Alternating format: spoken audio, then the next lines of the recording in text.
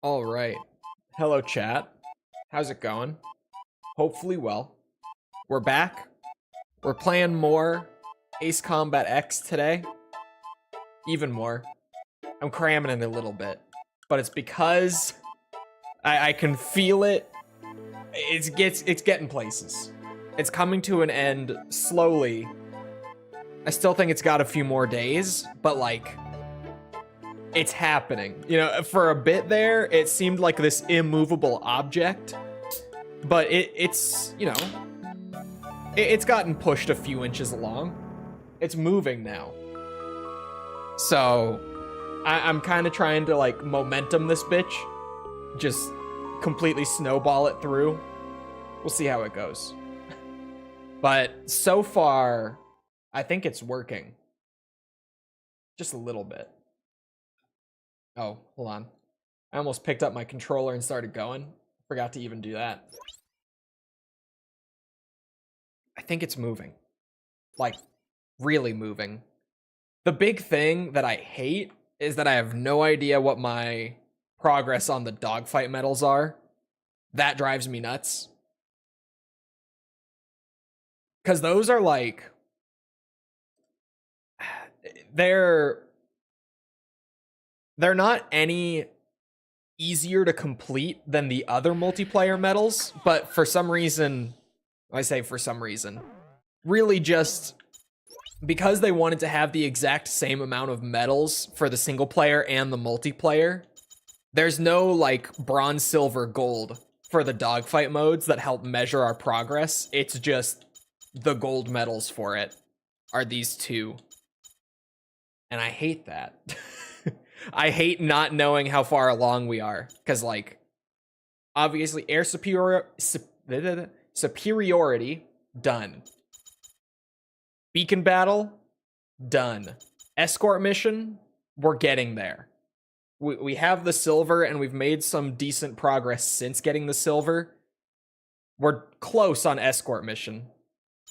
And then it's just going to be the dogfights and... base battle, which I don't even have the bronze for yet, but that's a whole other thing.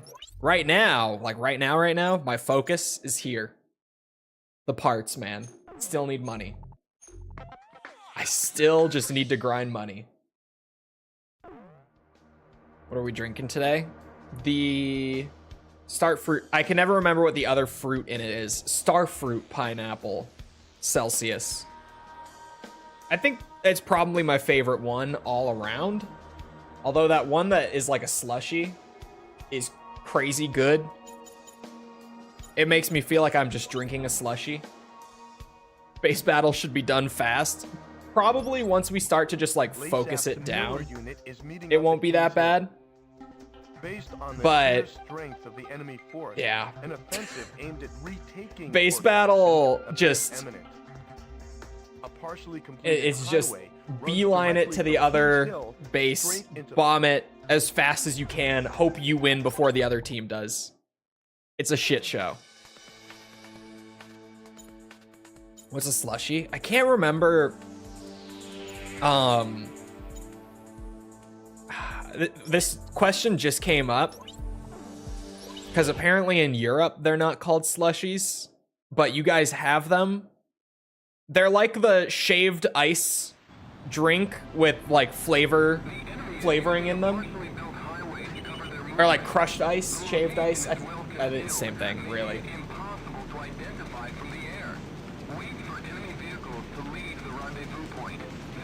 Like a smoothie? No. No. There's like no actual fruit in it. It's all... it's sugar.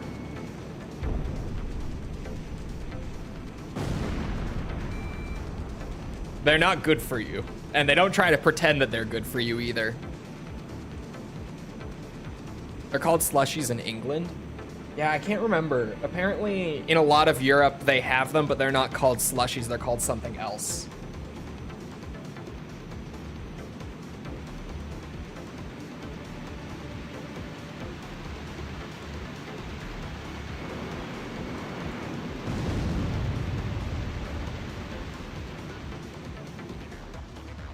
I tried iced tea. I really don't like tea. Or coffee. I don't like either. Turned a little too hard. I don't like bitter. Bitter drinks are a no from me. But bitter foods I'm fine with. I don't know why it's specifically drink, because like I fucking love dark chocolate. I like grapefruit. Bitter foods are fine. Bitter drinks are like off the table for me. I hate them.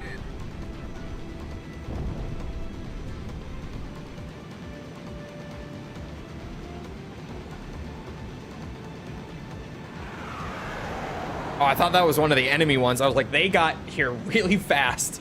How'd they do that? I'm gonna have to look it up. I'm gonna have to try to figure out what they're called over there.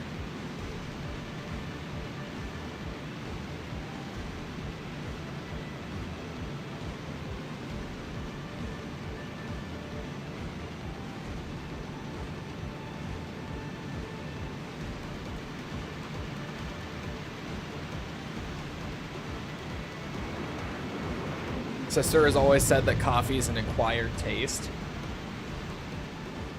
I've drank a lot of coffee. It tastes like ass. Like, everyone always says that about coffee. They're like, oh, you just have to learn to like it. It's an acquired taste. And I've tried. It just, God, it tastes bad. I do not appreciate it at all. Oh, A10s take more than just a qualm. Come here.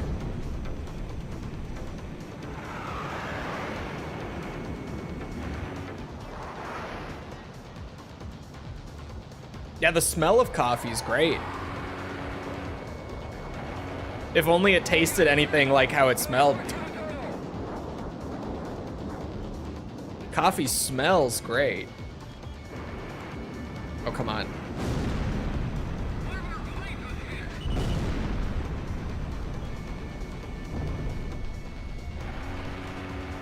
Man, it feels so weird to like fire the gun and actually have it hit and do damage now.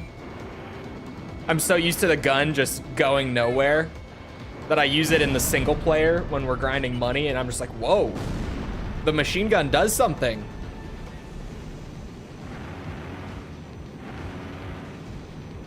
God bless Infinite Machine Gun on normal difficulty as well. Love that shit.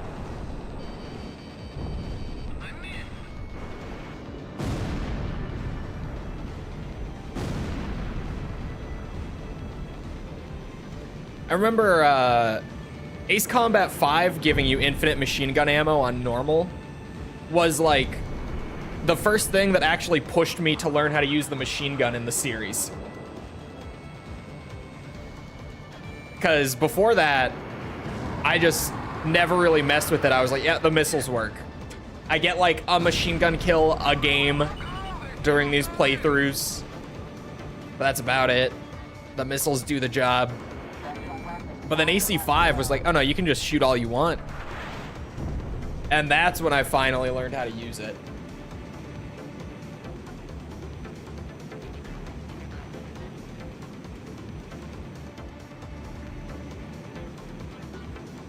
Yeah, the Rob plane. It does. The back of it does look like Rob. Like Nintendo Rob.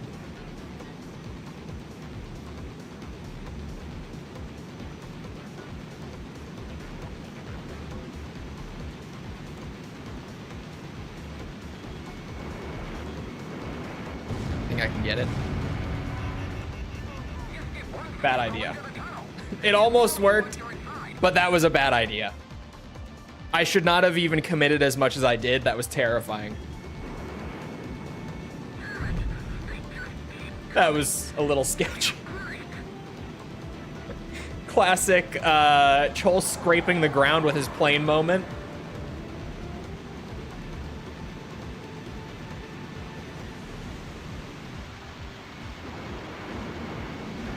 It's a tank. I'm pissed. I have to circle around anyway. Screw the machine gun.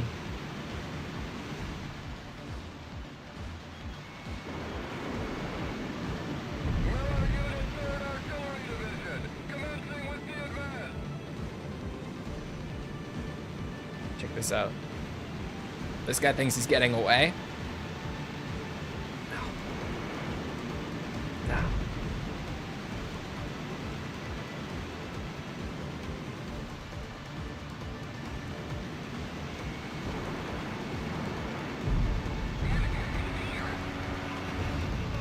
I did it that time.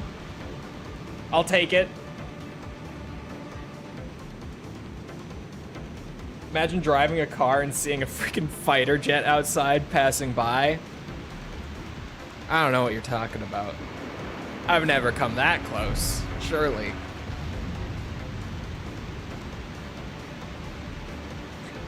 Yeah, I've heard about the Disco Elysium mobile port. Frankly, I don't know what the fuck's going on. I don't think it's worth paying any mind to. It just, every time they talk about it, I'm like, this sounds like the dumbest idea I've ever heard. Especially with them describing it as being like aimed at the TikTok generation. I'm like, what are, huh? They're like, yeah, we're making Disco Elysium, but for like people with the TikTok attention span.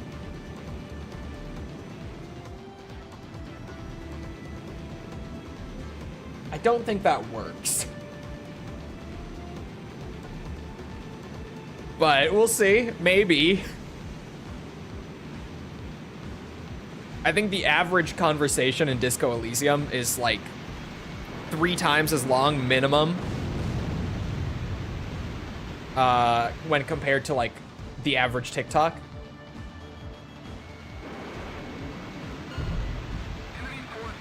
But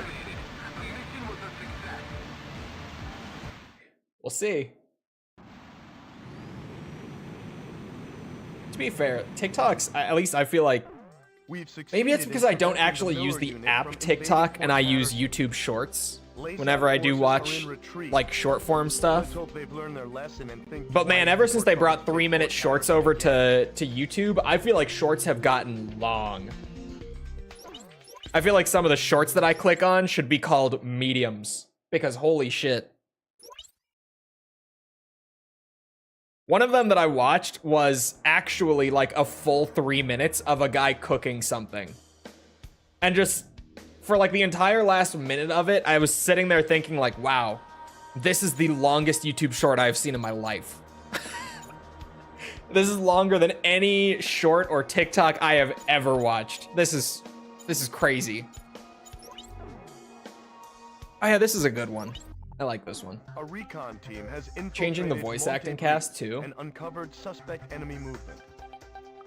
It appears that LASAP so they are actually like just making a whole new Disco Elysium? Unfortunately, jamming from Mount Nevra is preventing us from gathering any further details. The presence of numerous transport aircraft, however, has led us to believe that... Because at first I thought it was just a port that was going to be like massively shortened and then cut up into smaller pieces.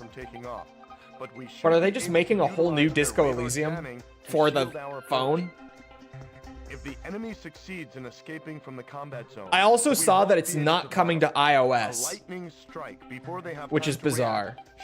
Because I feel like if you're making a mobile port to cash in on the TikTok generation, their words, right? Like literally that's what they are saying. Instead, you'd probably want to be on the iPhone, right? Via infrared. Right. Your mission is to work is it just me?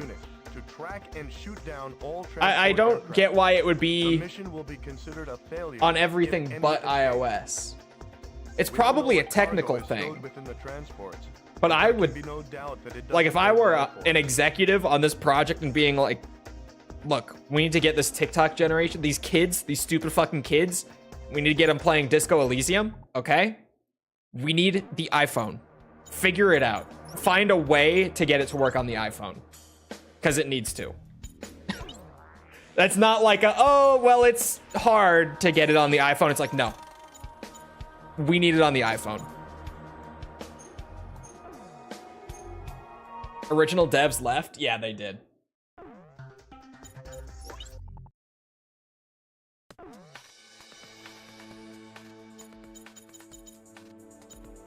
What's something I haven't flown in a minute?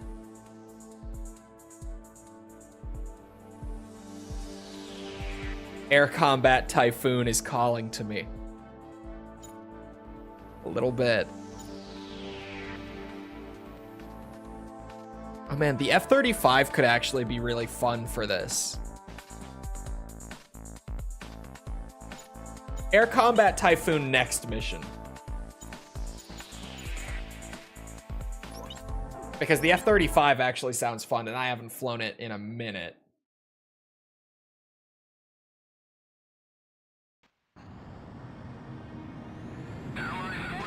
Such a weird looking plane.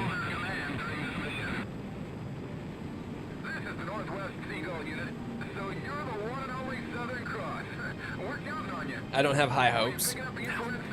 I wouldn't really have any hopes. But then again, I'm the guy who, like, I hear mobile and my brain turns off. To be honest, like, I know not everyone is like that. I know I'm definitely not alone in the gaming community on that one. But a lot of people are like, no, I still like mobile games. I don't like them as much, but I like mobile games. But I hear mobile and, like, my brain shuts off. I stop listening. I am the guy who they would have been pissed at when they were announcing Diablo Immortal. Because I would have just been like, oh, it's a mobile game? Not playing it, actually. Thank you. I haven't played a mobile game since the Flash era. I haven't played a new mobile game. Actually, I think the last, what's it? The last mobile game I played would have been Diablo Immortal. But I played it on BattleNet, not on my phone. I played it on PC. I did not play the mobile version of it. And I played it for like an hour. No bullshit, I touched it for like an hour. Said, yeah, this is fine, but I'm well aware of the microtransaction shit they're pulling. And just dipped.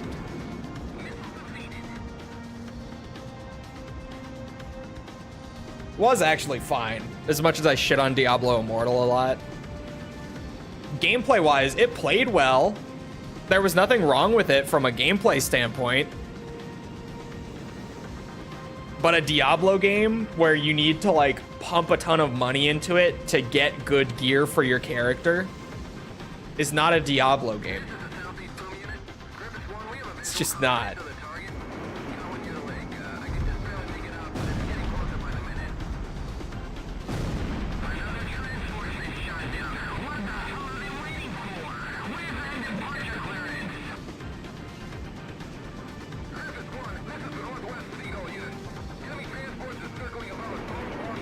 Uh-oh. Man, my machine gun does stuff in single player. It's incredible.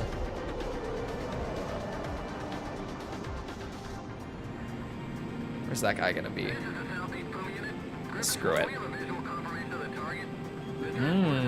No, it's not worth it. I know better. I'm on a timer here.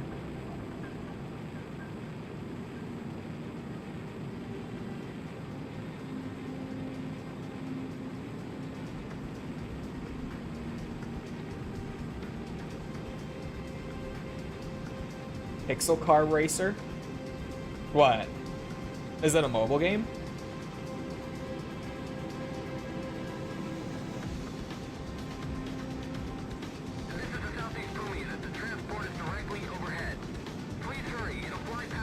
Come on. Come on. At least I made the call not to fight the ace. I was like, nope. No time.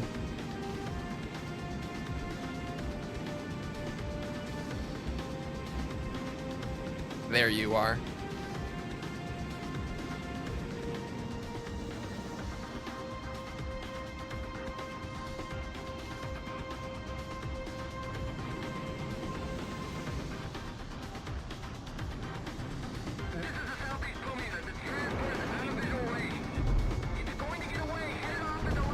There. Now I just gotta catch up to the other ones. They play the mobile Ace Combat game. It sucks. Isn't it? Like as of right now, just inaccessible outside of having an old iPhone with the game loaded onto it already.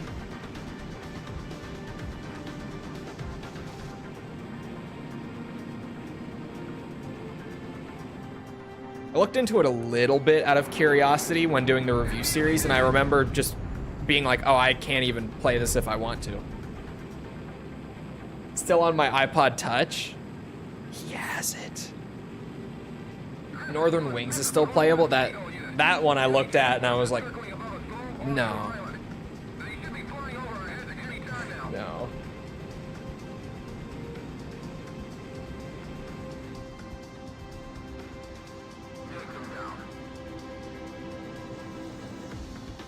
Check this out. Oh, no, don't go anywhere crazy.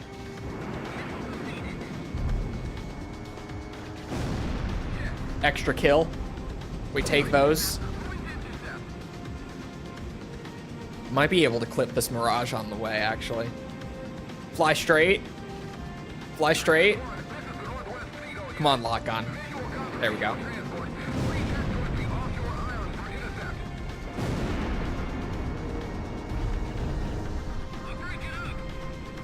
Back.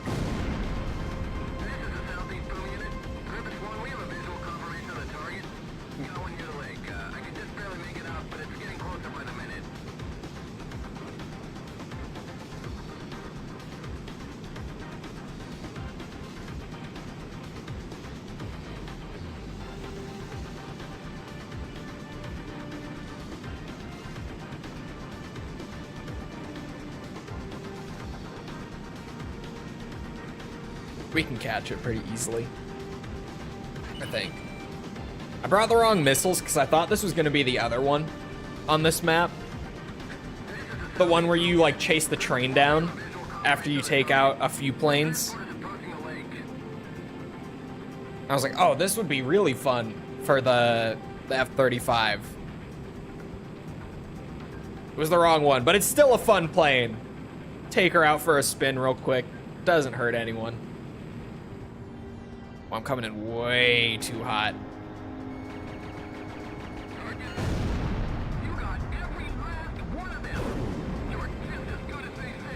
Thank you.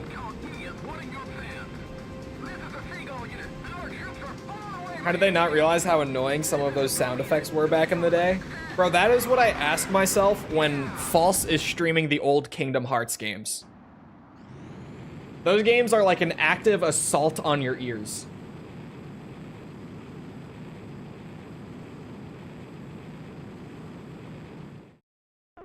All transport Speaking of Hello aircraft Falls. that took off from Monte Breeze have been destroyed. Timing. They were trying to escape with MBSRs. Apparently, they were No, but seriously, like Kingdom Hearts 1, the card game, Kingdom Hearts 2. Think about what might have happened had those things been. I have to think of the other ones. It really only just got better with like the last one that you played. What's wrong with Kingdom Hearts? The sound design. Enough said. The music is good. Everything else is offensive to my ears. Except for Donald. Donald and his wonderful voice. I could listen to Donald all day. Everything else, though, is rough. LASAP's Miller unit has taken control of Port Patterson. Your mission is to take it back.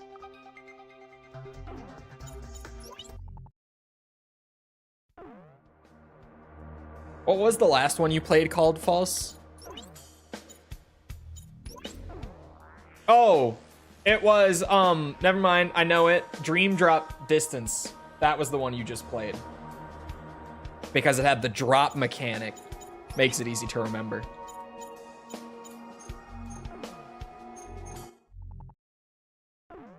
It's in the name. MiG-31 next. Make 31 after this one, because I did just say that I had to fly the air combat Typhoon. Gotta take her out at least once today.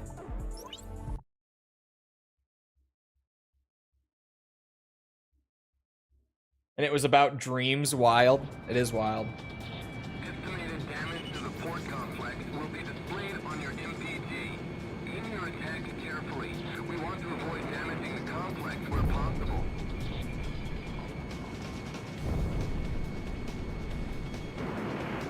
Oh, okay. For a second, I thought I accidentally shot 3. I was like, that's kind of wasted on a helicopter, isn't it? We'll be safe as long as we stay hidden within the complex.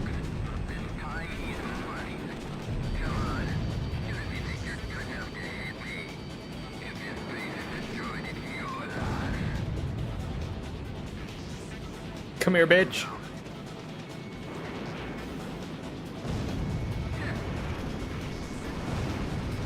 What's going on? The complex isn't shielding us from it. Typhoon is fun. Together. Shoot him down. Help me. He's right behind me. No way, I got both. Right, I dodged it.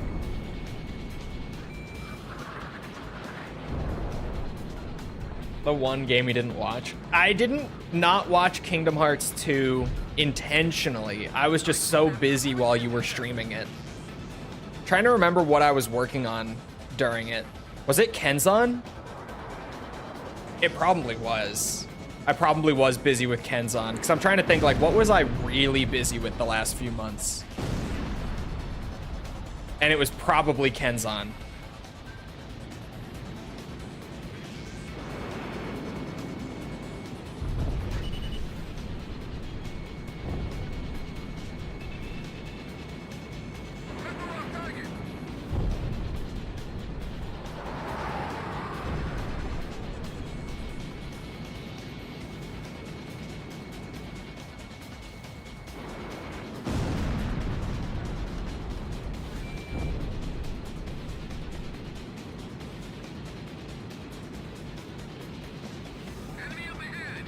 The MiG-40 designs? I have not seen that.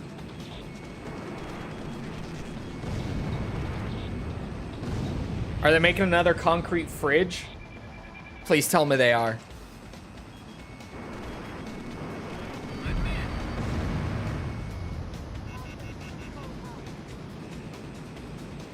I love the old sky brick. Nano machine, son. Oh, I might hit the fuel tank. Nope, we're good.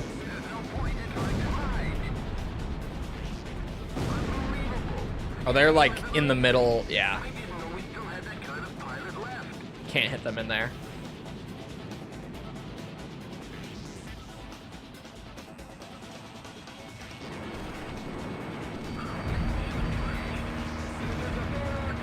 Oh, I almost had it. Of course it had to be a tank.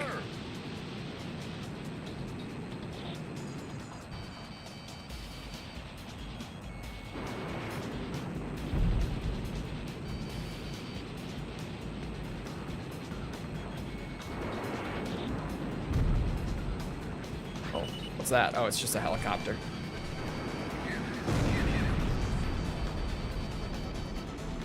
The scale feels weird in this game. Very weird. Yes. Absolutely.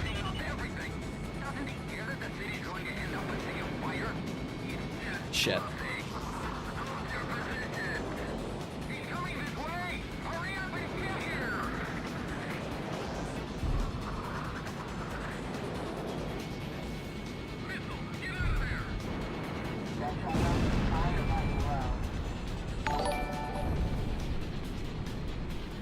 AU, thank you for the sub. Appreciate it.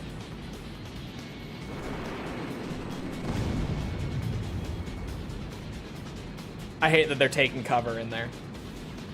It's like you're zipping around in a diorama. It does kind of feel like that. I feel like part of that effect in X is also like how flat the terrain is. Just because, you know, it was on the PSP. So you got like some really flat terrain with like the low quality textures for the ground and everything. That definitely doesn't help. The mission was a success.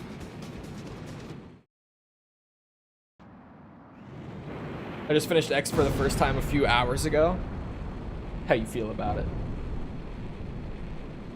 Don't 100% it. Well, okay, actually, the single player 100% is not bad. What's been killing me is the multiplayer stuff. Once again taken control of Port Patterson. Maybe, if you like it enough. This should also relieve some of the stress on our fuel reserves. Luckily, the city survived the assault with surprisingly little damage. Still, Looks like the something from the ferocity of future. the Oh, wait, enemy maybe I did counterattack see was this. Completely unexpected. Someone in The chat enemy can take back a brought point up as soon as you turn your back. We'll have to be more cautious of the enemy's strategy from now on. I looked up the MiG-40 and it's all from Steam.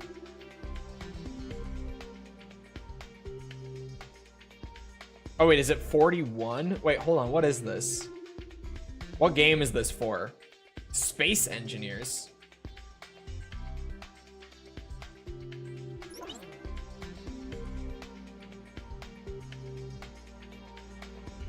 That's not what I expected. I thought it was gonna be, you know, one of the usual suspects.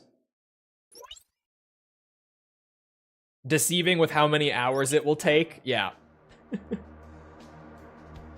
Deceiving in length. Hold on, it's MiG-41, you said.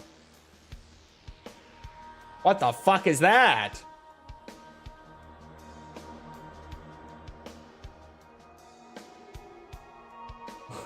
This literally just looks like the Ace Combat 4 cover art. I need to pull over this one. It's... This just looks like the Ace Combat 4 cover art. It's a mod for Ace Combat 7. This one, this picture at least, is an article from the Eurasian Times. I don't know that source. I am an American, so I have no idea if that source is any good. But that's where this picture's coming from. That's just the Su-50.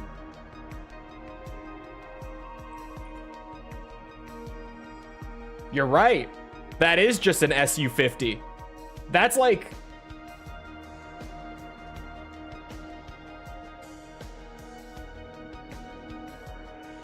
Wait, maybe it's not. Hold on. Maybe it's not just an Su-50.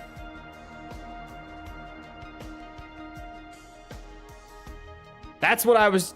That is what I just had up. That's it.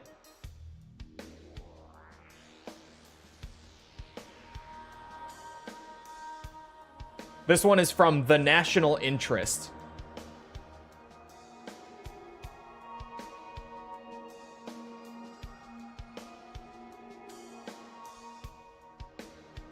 I don't know what exactly to be looking for because there are so many different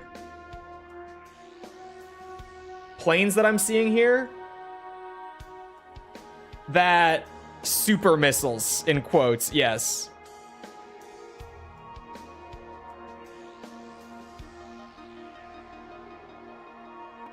There are so many different images here, and I think a few of them are AI generated just from glancing at them.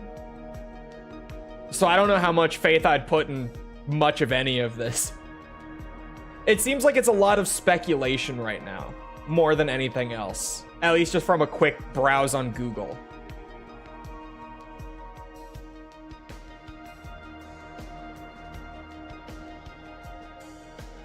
There's also just a lot of pictures of the MiG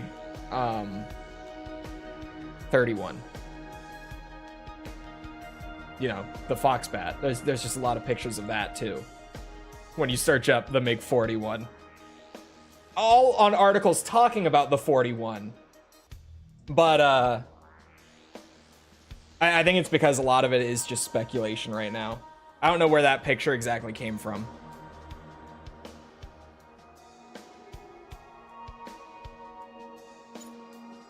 What mission should I do? I just need the money. You know what? Keep it classy. Skies of Deception. Technically an amazing game. I'm impressed how much they were able to cram into it. How they were able to cram an entire Ace Combat into the PSP. It is impressive in that sense.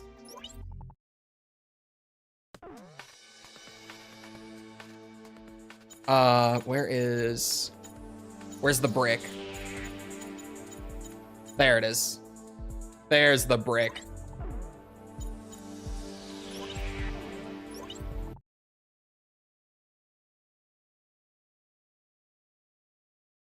Right up there with the PS2 games. I think if the flight model, like obviously the flight model feels a little weird because it's on the PSP and like the game is slower and everything.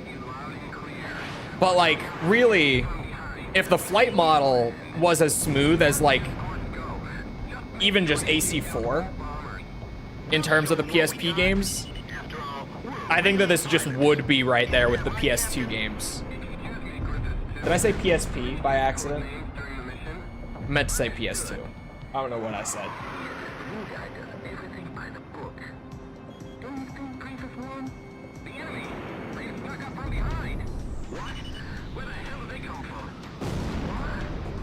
But Access Games did get to do a handheld AC later on, like when the Vita was out.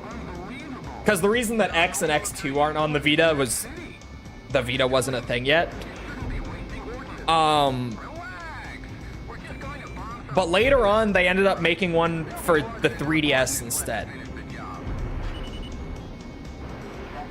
Which was definitely a decision. Ace Combat 3D is not bad, though. Or Assault Horizon Legacy. Region-dependent name. Assault Horizon Legacy is the worst name ever, too. I will stand by. I don't know why the fuck they named it that in the US release of the game. The remake of 2? Yeah, 3D is the remake of 2. It's just such a terrible name. I don't know who signed off on it. There was like, oh yeah, a handheld remake of Ace Combat 2. We don't want to call it 3D Cross Rumble here for some reason, like we called it in Japan. So let's just call it, I don't know, Assault Horizon Legacy. Pretty all right. It's also like, I would say a lot of the same stuff with that I do about the PSP games, where I'm like, if just the basic controls and like the flight model felt a little smoother, it would have been up there with the best of them. Because like everything else is there with Assault Horizon Legacy, much like X, right? Like all the other Ace Combat pieces are right there, but it just doesn't feel as good to play, like on a base level. It's easy to get used to, but then you go back to like the PS2 games and it's night and day. Or especially if you were to boot up like AC7 after this, it would be crazy. Every last one of them didn't even break a sweat. Next one, what do you say we head to the capital and take her back right now?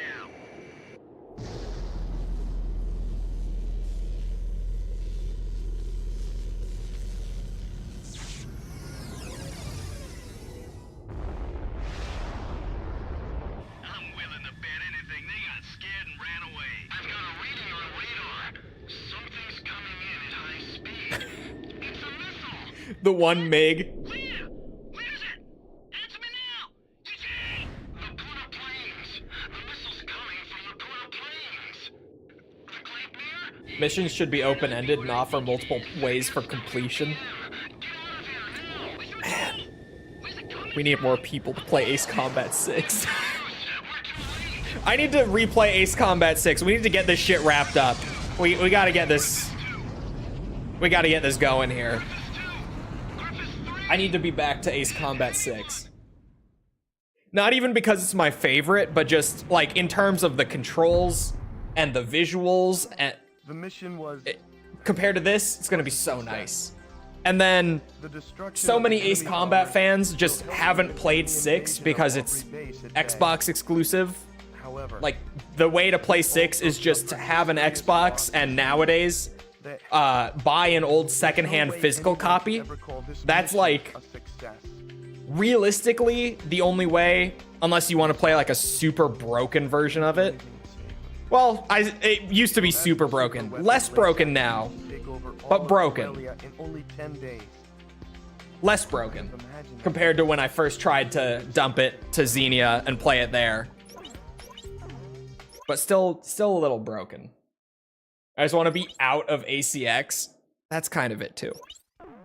ACX has been the longest one so far. It has officially beaten out, what's it? Both 5 and 0 in terms of like just the length of the completion.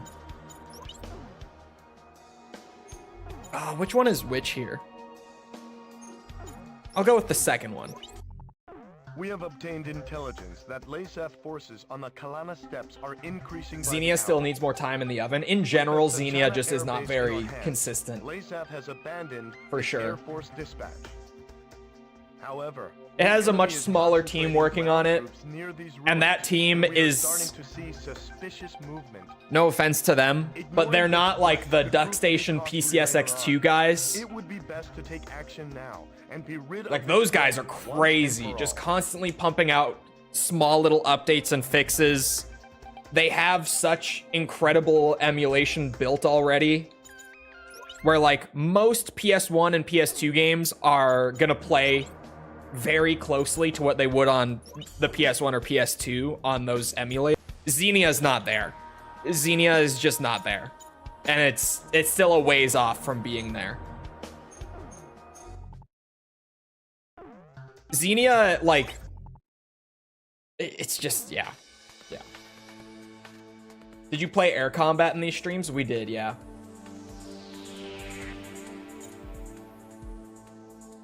No emulation for 6. You can, but A, it's pretty demanding, and B, it's very buggy compared to just playing it on console.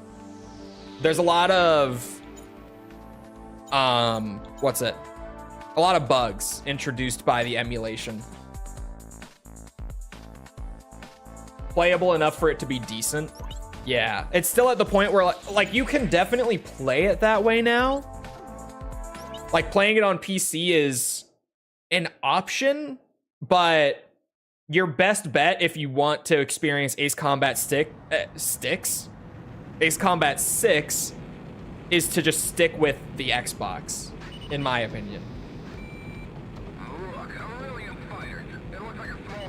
Obviously, I'm lucky enough to just have a working Xbox laying around that I rarely ever use, so when I needed to play Ace Combat 6 for the channel, I was just like, oh yeah, get me a copy off eBay and boom.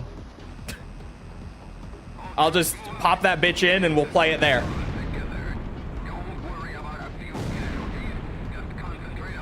But not everyone has a working Xbox just sitting around. Thank God that they made AC6 a pre-order bonus on Xbox One for AC7 as opposed to AC5, because if they didn't, then it would actually just be locked on the 360 and they never would have gotten backwards compatibility, I don't think.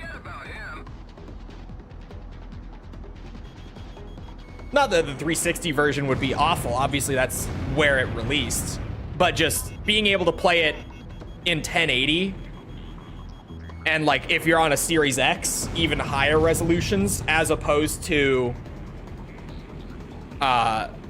720 with a bit of a wobbly frame rate on the 360 is very nice.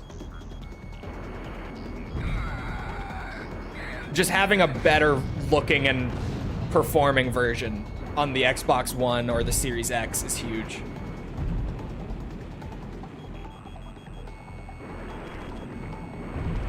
Oh, I should have just hit the fuel car. I forget that that's a thing in this mission. Where do I see myself at by August in terms of 100% stuff? By August, we'll definitely have Armored Core done. Armored Core will probably have done... I'm not gonna be too overambitious and say by April, because that means in the next 2 weeks. But I should also mention that that's possible, that I finish Armored Core in like the next 2 weeks. Genuinely. But definitely like by May, Armored Core will be totally off the table. And in that sense, that's just more time towards everything else, right?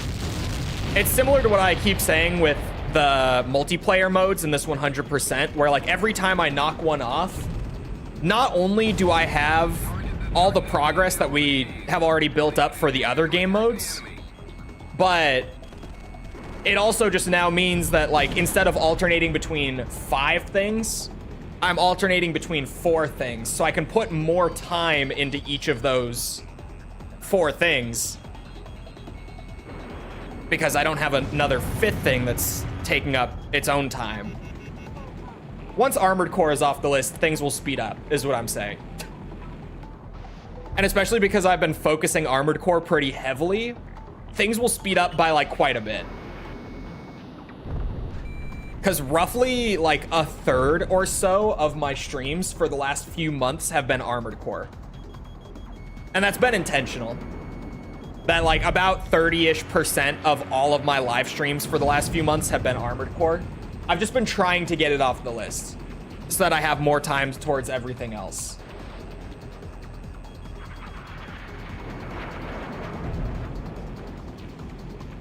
And honestly, Ace Combat, once I have Armored Core off the table, will probably go down a similar route where I focus it a lot harder so that I can get it done.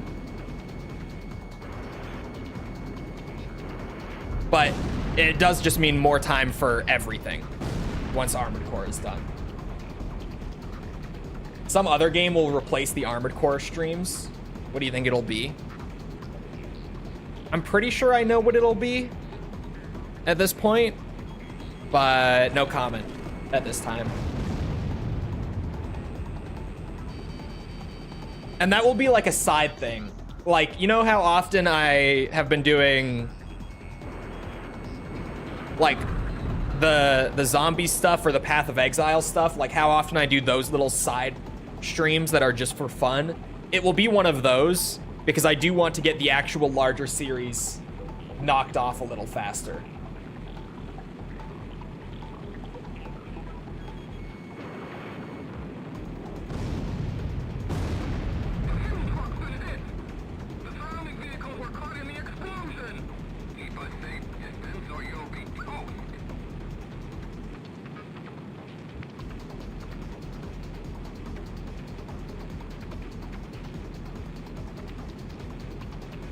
Oh my god, there we go. I was like, give me the fucking fuel car.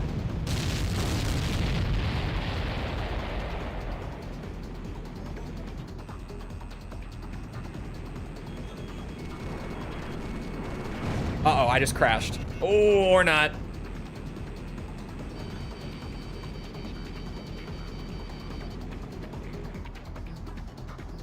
MGS and Yakuza will take the longest time. You guys are sleeping on Resident Evil. For sure, you guys are all sleeping on Resident Evil right now in terms of like completion length. I think Resident Evil will easily clear Metal Gear. Yakuza, I don't know. Yakuza is huge. But I think Resi long term will take longer than Metal Gear. Like when it's all said and done sort of thing. And yes, that's including like Peace Walker being factored in and MGS5 being factored in. I think Resi will take more time than Metal Gear does.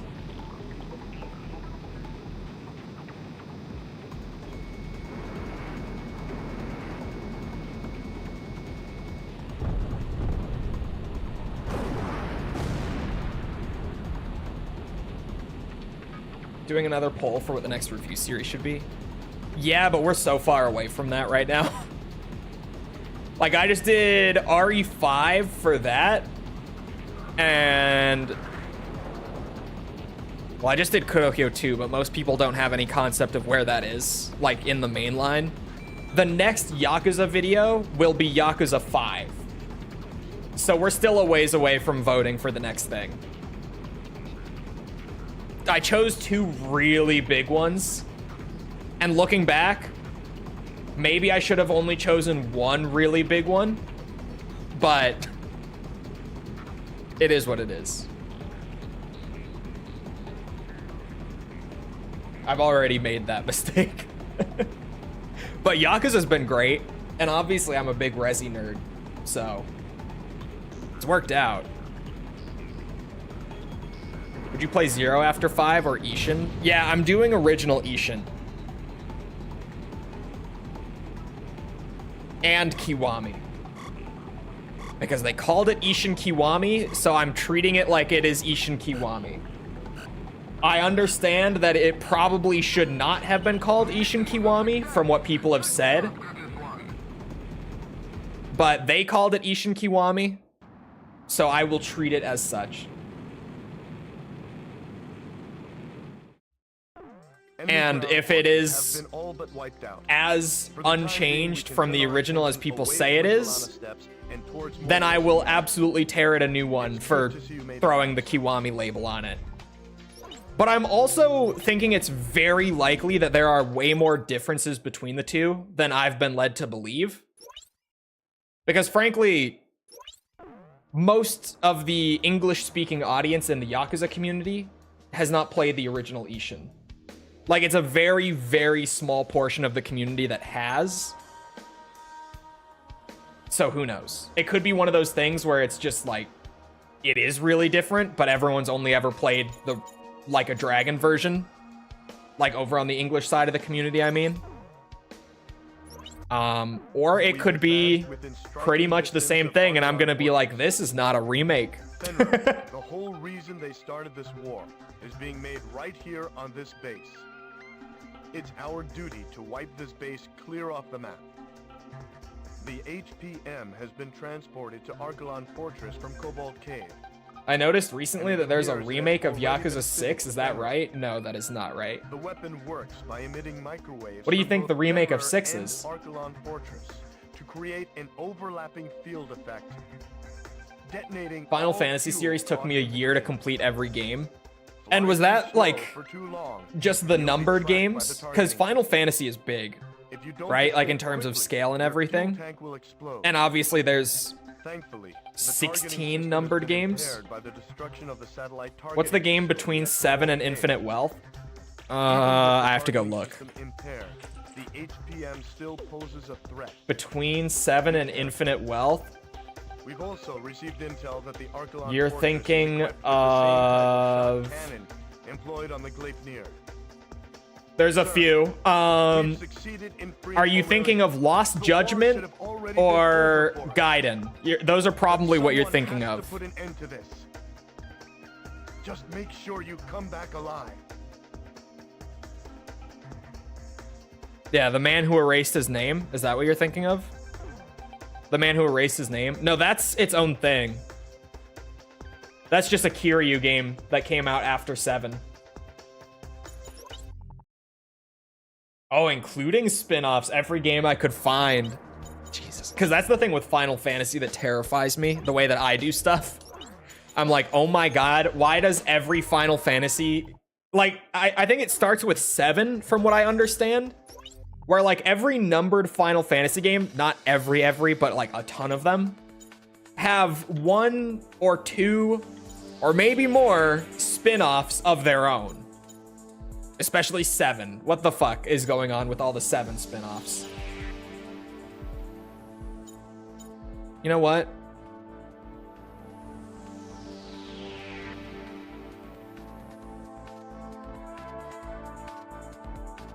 Laser beam. Yeah. Yeah, I'm bringing the laser.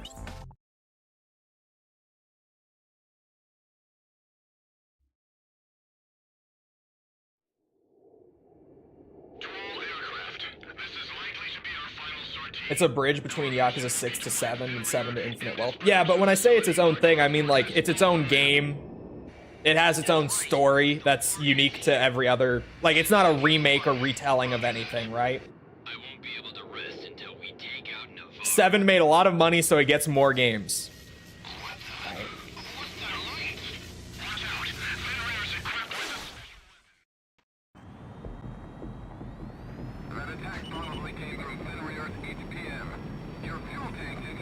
I started with 1 and worked on every title down the line.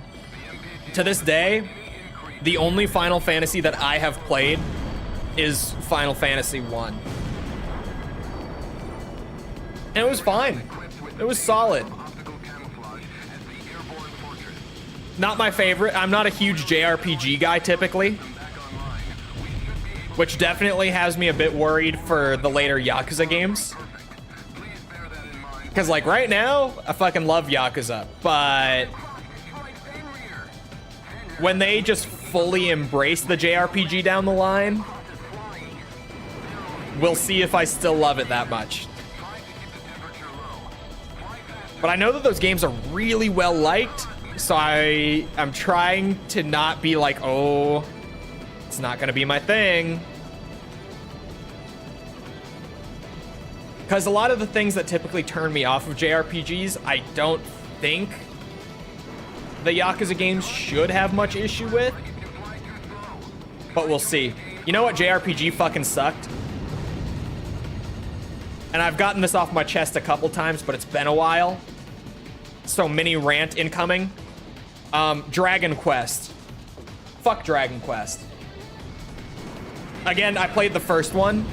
And I played, like, the first one. It's not even, what is it called? Dragon Warrior?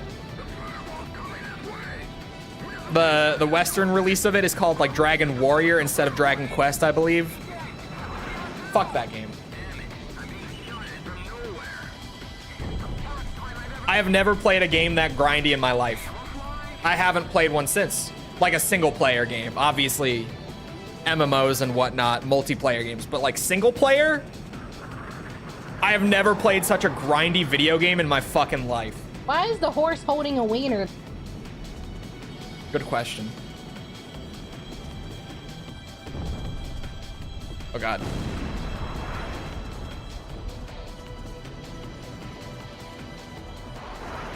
That is not a great game. No, I did not fuck with Dragon Quest.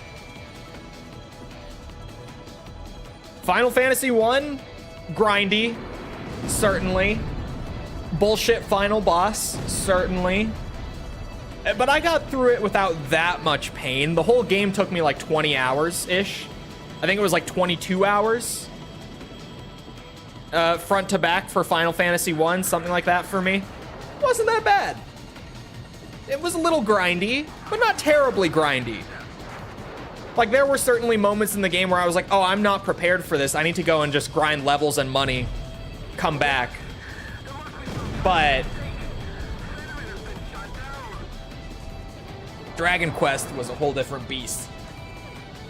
If you've never played the original Dragon Quest, it's more like you get out into the overworld for the first time, you run into a slime, and that slime fucking kills you. And even just getting your first victory at level 1 against the weakest enemy in the game is a struggle. It is not easy.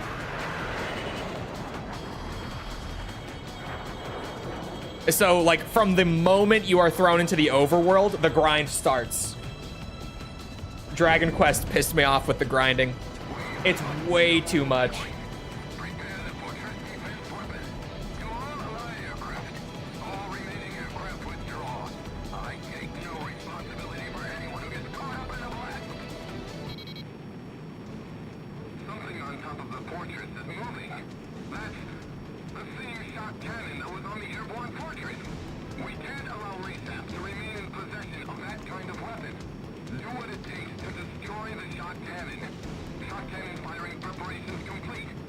I don't think there is a single part in Final Fantasy IX where you have to grind. False, isn't 9 your favorite?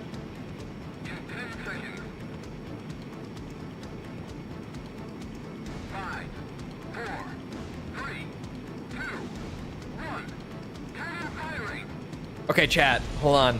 A spicier JRPG take for you, okay? And I mean spicy. This one's got a bit of a kick to it. You know what is one of the most overrated games I've played in my life?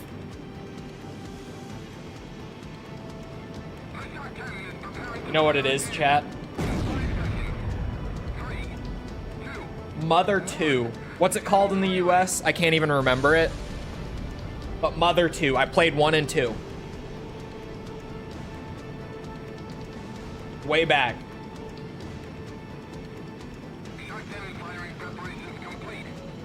Uh-oh. Why can I not think of what it's called over here? Never even heard of it. It's Nintendo. Earthbound! Thank you. It's called Earthbound here. Mother 2 is called Earth. I really couldn't think of it. I was like, I played that version as well. I didn't play the Japanese version, but I just think of it as like the Mother trilogy in my head. Earthbound. It was okay. It was fine. The fortress has really been destroyed. He was able to fly his way through shockwaves. Incredible. It really wasn't that good. Like it was fine. It was like a solid 6 out of 10 kind of game for me. And some of that is probably that I don't like JRPGs, but typically, like Final Fantasy 1, I played and I was like, you know what? This isn't my game, but like I get it. Like this is good. I get it. Even though it's not up my alley, I see the value in this. Earthbound, I saw some value, but I was like, this game gets talked up so fucking much. And it's not that great. Well, it's finally over, isn't it? Let's head home. To Aurelia. You want a real spicy take? Final Fantasy X is utterly mid. Isn't 10 like the fan favorite outside of 7? If I'm not mistaken.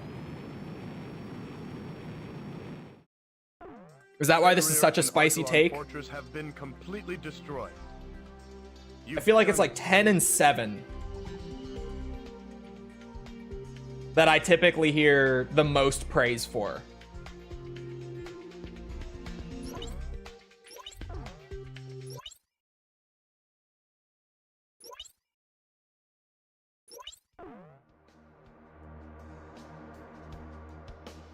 Fans go gaga for it.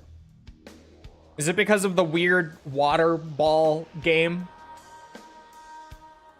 that I've seen? I feel like half the time that I see a clip of Final Fantasy X, it's that mini game, whatever it is. I'm gonna do one more mission, Blitzball. Yeah. I'm gonna do one more and then try to get some multiplayer going.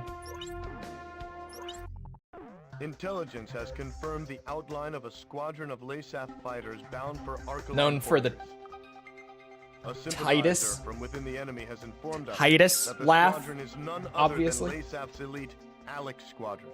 That's like the main thing If I they know were from to it. capture Archelon Fortress's Fenrir, one can And the only localization imagine the team devastation they would cause. Calling him Titus. The Dannern Straits could provide us with a chance to intercept them before they reach the fortress. Your mission will be to take on this elite air unit. You must destroy them all. What was your favorite song from the Metal Gear franchise? Heaven's Divide or Sins of the Father?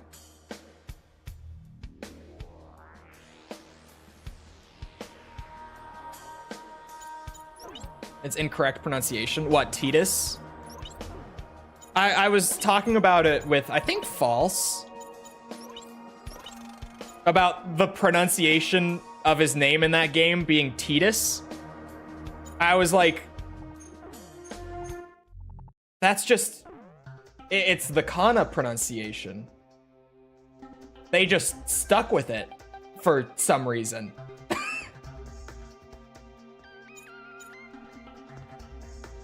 Tidus is incorrect. What language does that name come from? Hold on.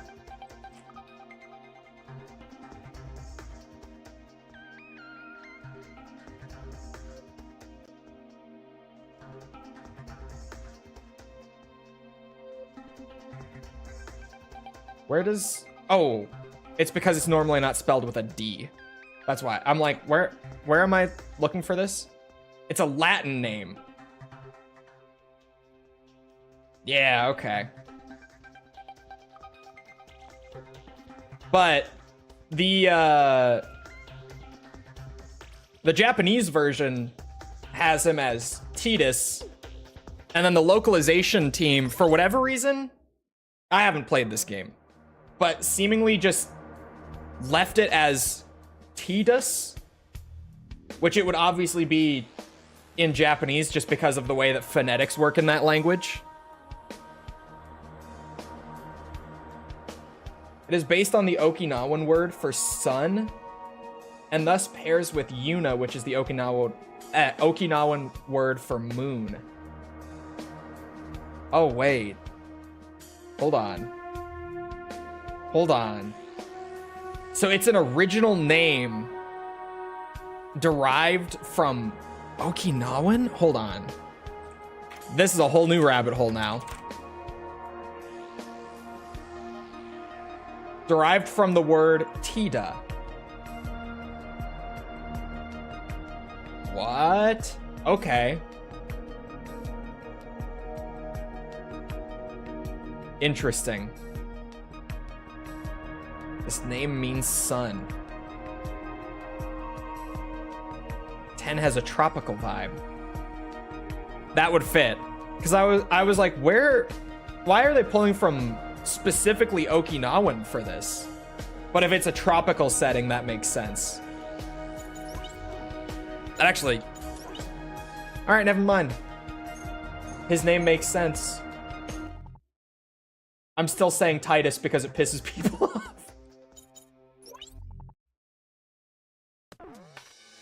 I stuck by my guns with qualms, and now chat doesn't question it anymore. I'm sticking by my guns with Titus just to get reactions out of people. That was originally the only reason I said qualms, but then everyone else started just being like, yep, qualm.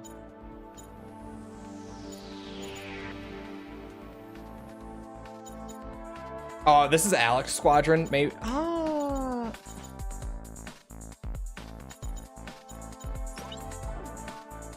I shouldn't get too colorful with them because I know they'll kick my ass if I do dumb shit. Quarm.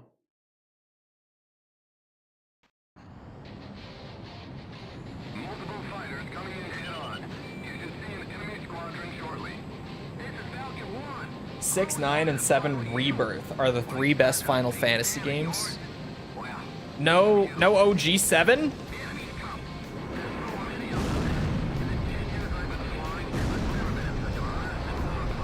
I hear a lot of 6. I hear that 6 is like for the people who do bother to play the pre-Final Fantasy 7 games. 6 is a huge favorite, but just not many people go back to the games before 7. I hear that one fairly often.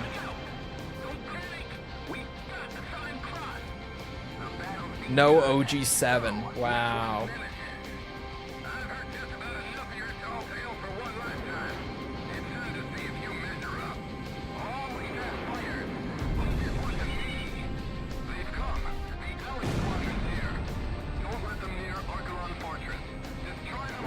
I'm having a Destiny moment with all this Titus talk. What do you mean?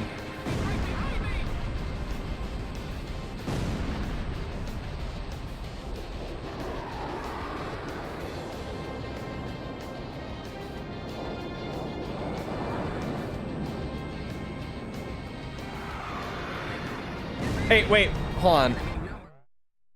False. False, your Discord, hold on.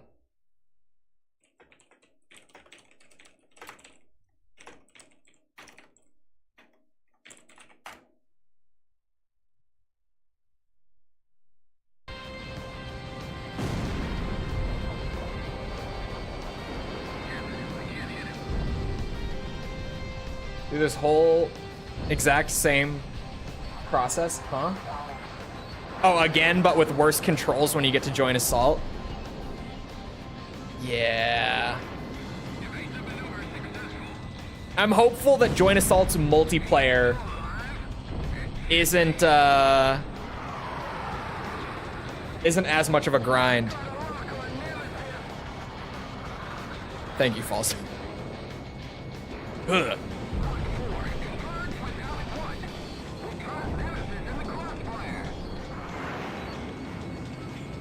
Boosh.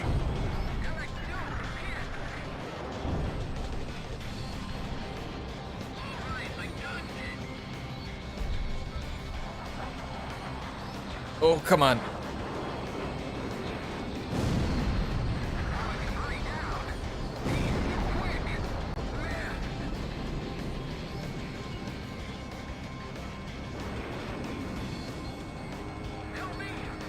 Speaking of False's streams, chat, since Jusuf brought it up, any of you see that new what's it? That new repo game going around? That new you know, it's like Lethal Company but funnier.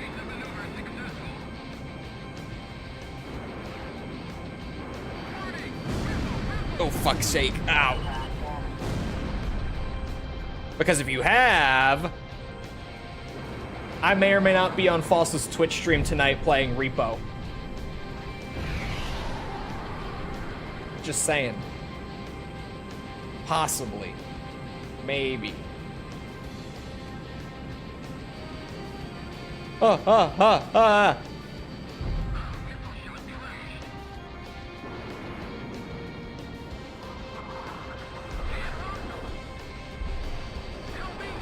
Ow!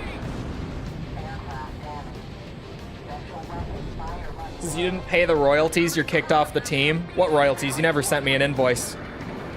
I don't know what you want from me. You guys see Silent Hill F? I saw the trailer, but I did not watch the whole yapathon that came after it, because I was busy last night. But I did watch the trailer.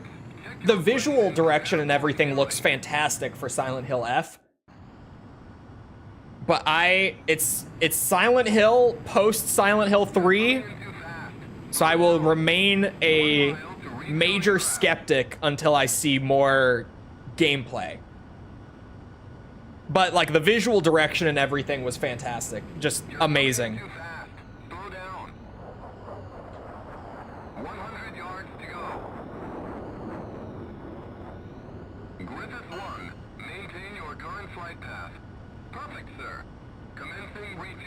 Apparently it's set in the 1960s. Yeah, it's in 1960s Japan. And it looks phenomenal. Like visually, the direction and everything. And the horror, they very much leaned into the Japanese horror with this one. It's very evident in the trailer, which is interesting because Silent Hill has always been a Japanese spin on Western horror tropes. But now they're just going full blown, like they're just doing J-horror in Silent Hill F. And from that perspective, it looks awesome. But I need to see how it's going to play. And obviously with Silent Hill, it's going to be very dependent on how well like the themes and stuff are executed in the game. So it's hard to predict the quality of a Silent Hill game pre-release just because of the way that Silent Hill is. Weird to have a Silent Hill not in Silent Hill. It's not the first time. And it's worked before. Well, no, it hasn't.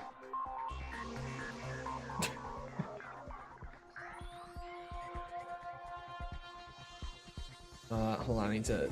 There. I was gonna say it's worked before. No, it really hasn't. They've tried it before, at the very least. This is not the first time that they've set a game outside of Silent Hill.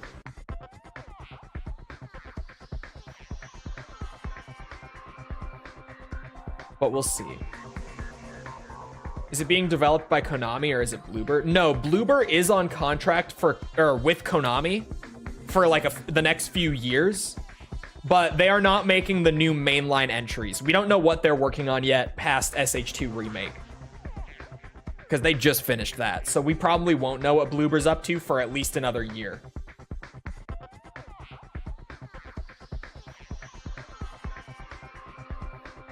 Yeah, 3 was in Silent Hill. Well, actually interesting that you bring up 3, speaking of, because in my head, I was like, yeah, 3 was in Silent Hill. The Room was The Room.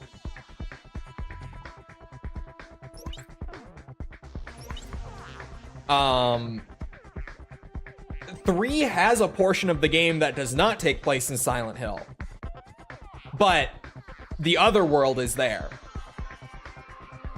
So in that sense, the foundation has been laid for like the other world and all that being outside of Silent Hill since the Team Silent trilogy.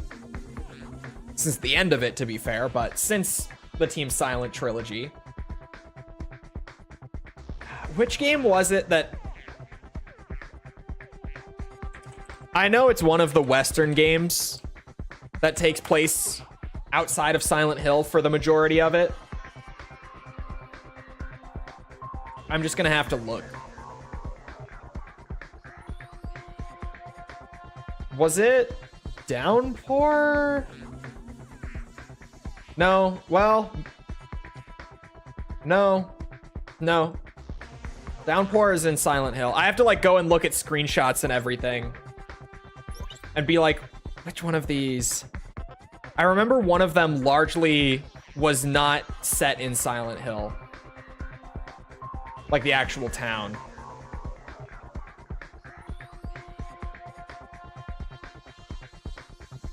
Homecoming, maybe?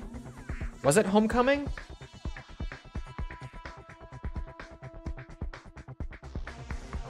It might have been. Hold on.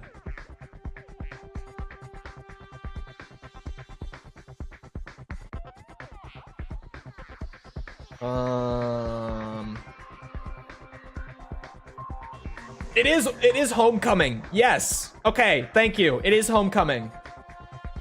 Homecoming does not take place in Silent Hill, at least for a good portion of it.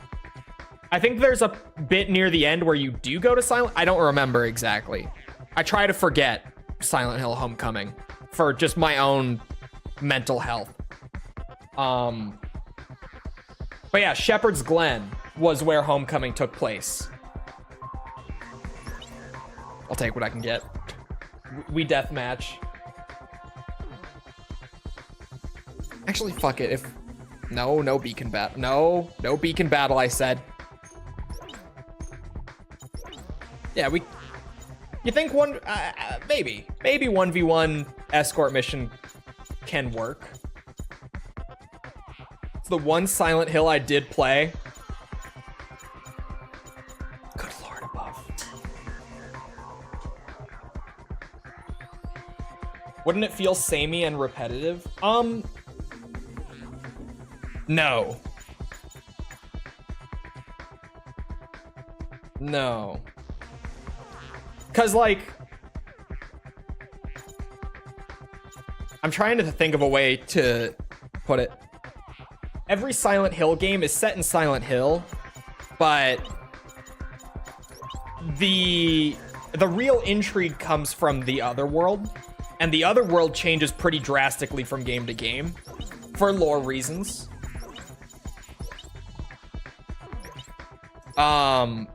Think of it as like, do you ever get sick of Kamurocho in Yakuza?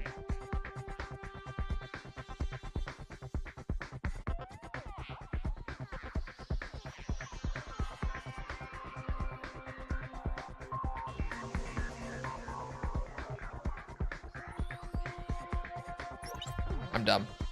Forgot to actually put us through. Yeah, that is what I want.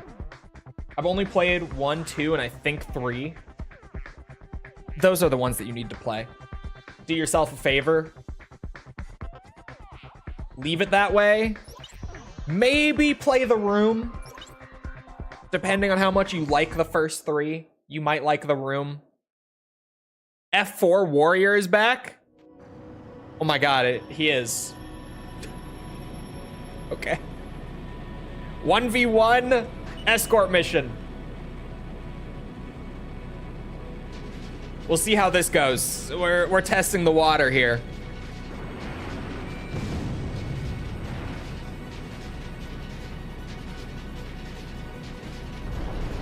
I'm so sorry to do this to you. I'm assuming it just locked you into the F4 and you didn't just say, you know what, fuck it.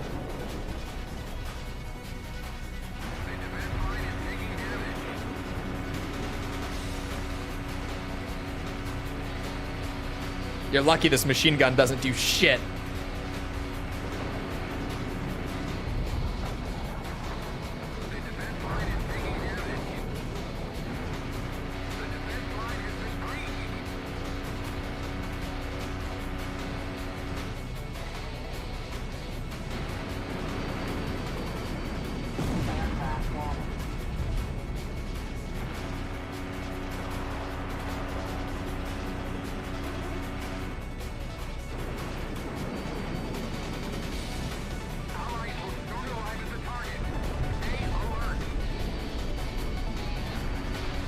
Uh-oh. Wait a minute. Wait, no, I just gave him a point. Fuck.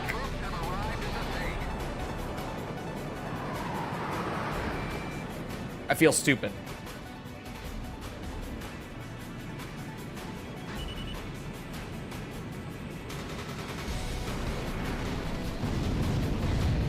Oh, hold on. Speaking of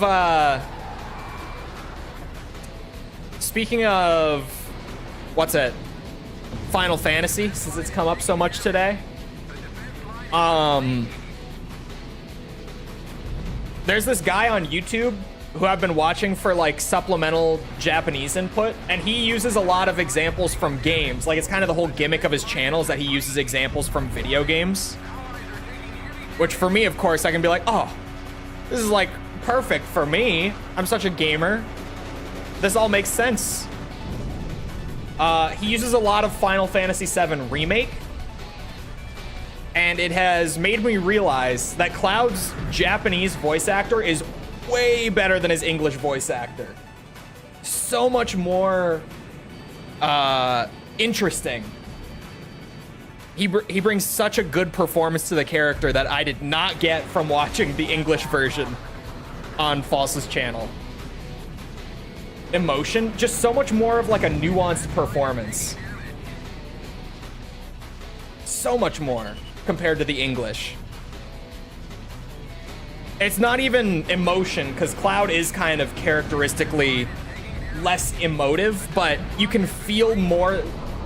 It feels like there's more going on in his Japanese performance. Like, you can kind of feel that there's more, I guess, beneath the surface of him as a character. So much more interesting. Plays some great characters. Who else does he play? Anything I would know him from?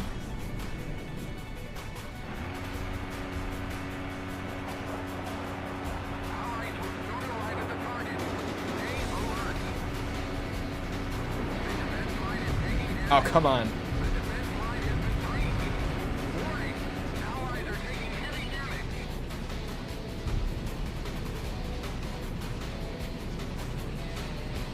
Oh, he's in JoJo. I haven't seen JoJo. Zach's new voice actor? I'm a little confused when I hear it. I know one Zach line. Me? Gongaga.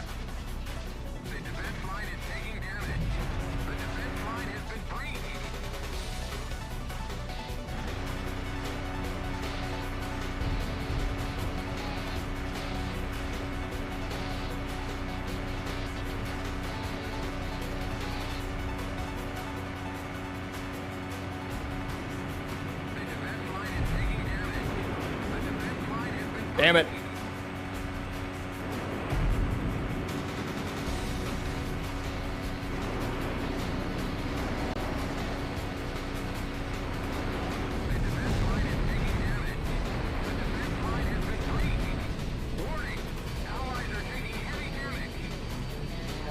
Ace Combat MOBA? Yeah, pretty much, actually. That is this mode.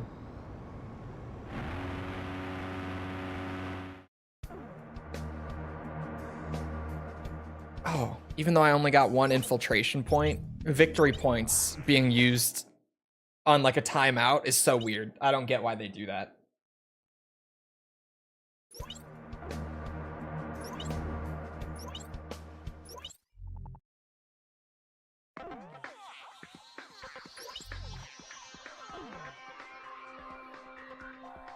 Better intonation? Yeah. I don't know how to... Yeah. That probably is a good way of putting it. To be fair, it also helps that, there's so many levels of, like, formality and stuff like that in Japanese. Like, so many ways of saying the same thing, but different. In that sense. Like, so many ways of saying the same thing, but with different levels of, like, politeness or friendliness or whatever. And that definitely helps bring out a lot more of Cloud's personality. He's much more straight and to the point in the JP version, which in my opinion makes him a little more interesting there. Depth of expression. I don't even know if that's the right way to put it, because, like, it is more specifically to do with, like, formality and, yeah, that's kind of what it is.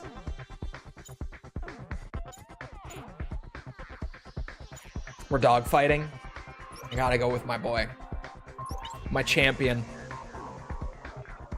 Oh, we were doing single plane. I forgot. I was gonna do something interesting, but I forgot. This is on me. We're all flying my boy.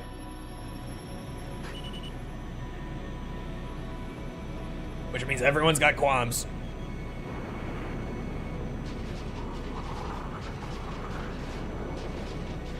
Never played Chrono Trigger. He'd forever love JRPGs. I have to at some point because of Toriyama. That was why I played Dragon Quest, or at least part of it. That was why it was on my list. Because he did the artwork for it back then.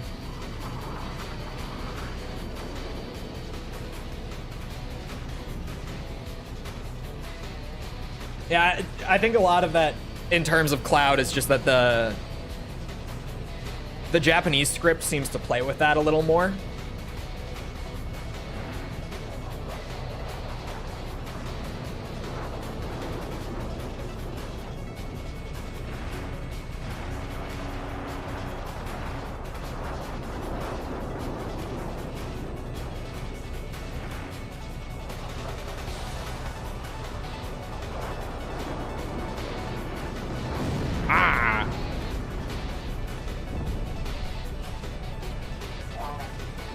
God. Why am I stalling?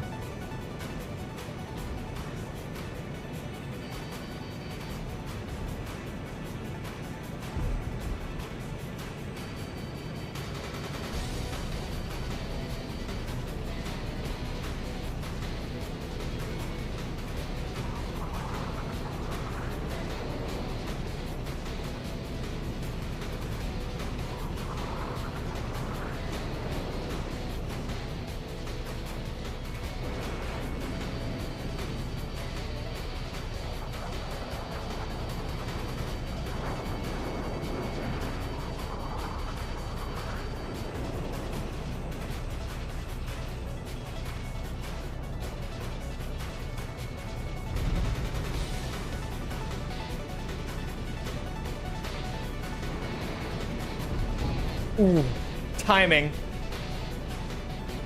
One of those moments where the stars align for me.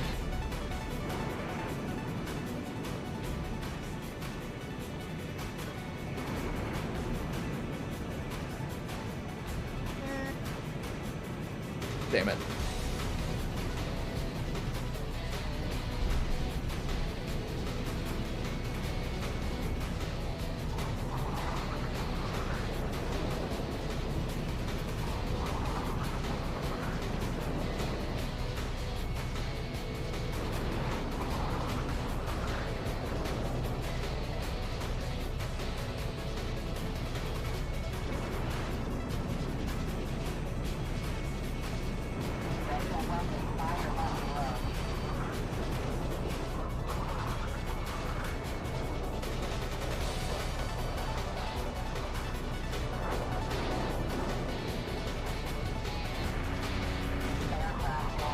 Ow! I got qualmed. It happened. Qualmed in real time. Huh?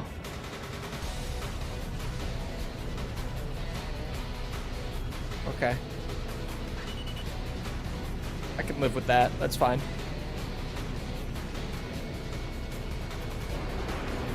Shit.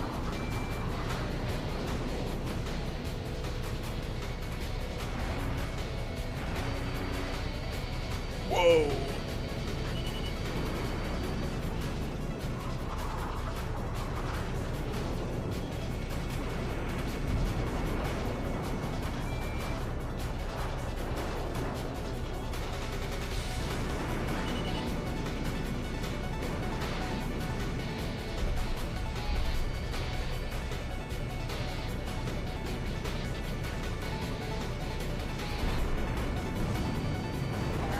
Oh shit, I'm dead! No, that was it.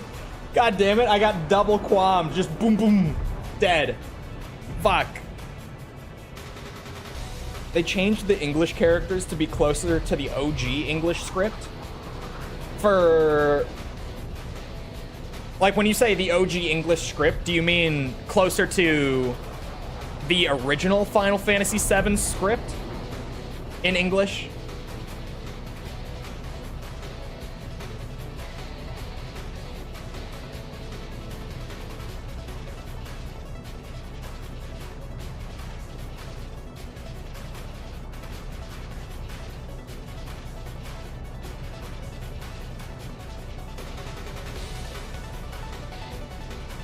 The awful dry translation. The original is the SNES one, right? Because I would just play that then.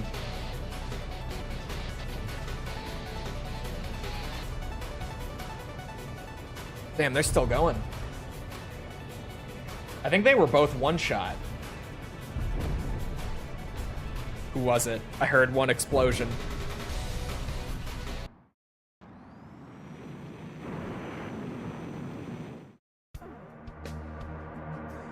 Arse. SNES and PS1 have the OG. Yeah, but what's the original release? The SNES?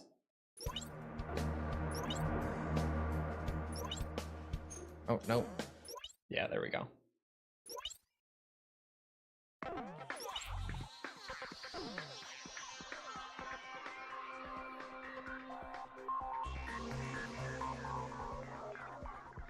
Is the OG. Yeah, I would play that then. Uh-oh, Jusuf is here. Man, Jusuf, why are you not president? What's going on here? Someone here isn't a president. The fact that we've all gotten up to Commander-in-Chief doing this shit. Hold on now. Been slacking. I don't even know why I bother turning up the time limit. It's not gonna change anything. Base assault, it's not gonna change anything. AC7 is pretty good. I don't see how they can top it. They did top it. With Ace Combat 4 in 2001. I had to think for a second. Other than that, 7 is definitely my second favorite. But if I'm choosing one favorite out of all of them, it's 4. All right, boys. It's Wyvern time. Had different characterization for some characters in English. This is slightly retained in the remake. Oh, okay. Is that the difference that I'm noticing then? Is it just that I like JP Cloud more and not so much even the vocal performance?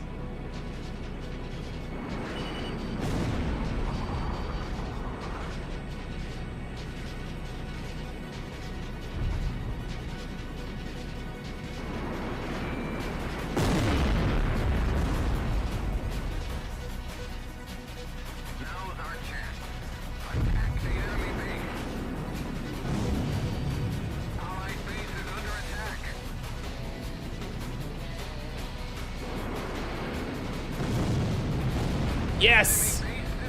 Win! God, it's crazy.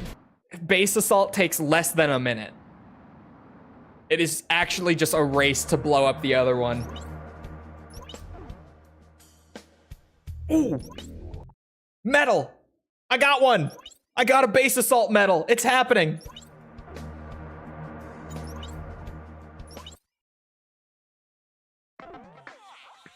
It's happening. It's happening.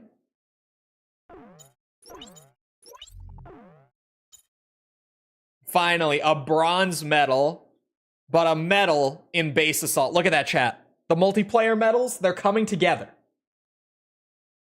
It's happening.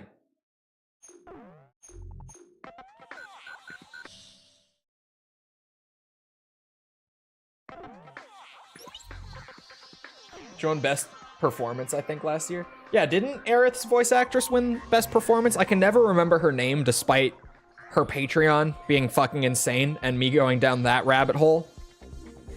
I think she won best performance last year. Oh, no, she didn't. No, she was nominated, though, for sure. She was definitely nominated. But no, Senua's actress from Hellblade 2 won best performance last year. Brianna White just got nominated. Which, to be fair, yeah. Oh, she won it at Golden Joystick. Man, we're not talking about Jolden Joystick. The Game Awards.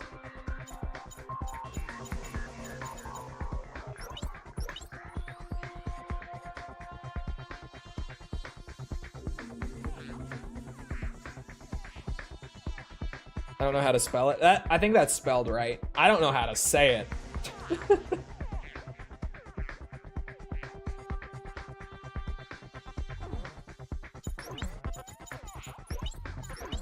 So I just won't bother. Senua won it. Did we ever find out what the surprise was on her Patreon? Nope. We still don't know. We still don't know what the secret $8,000 reward is on Brianna White's Patreon. Sorry, $8,000 a month reward. I say it like it's a one-time thing, and it's crazy enough being a one-time thing. Can you buy it and write it off on taxes? I could. But dog, that's like half my emergency fund gone on some stupid video idea. I don't want to do that.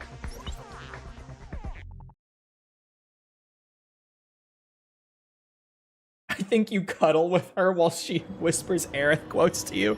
Yeah, and imagine I did buy it and I'm like, I'm gonna be real with you. I've never played Final Fantasy VII. I just wanted to know what the prize was.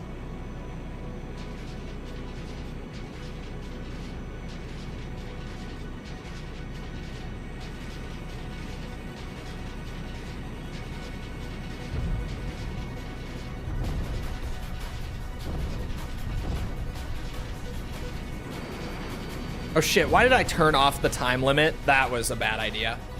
We're gonna be here for a bit, chat. This match is gonna take a minute. Oh shit. Why am I bothering with him?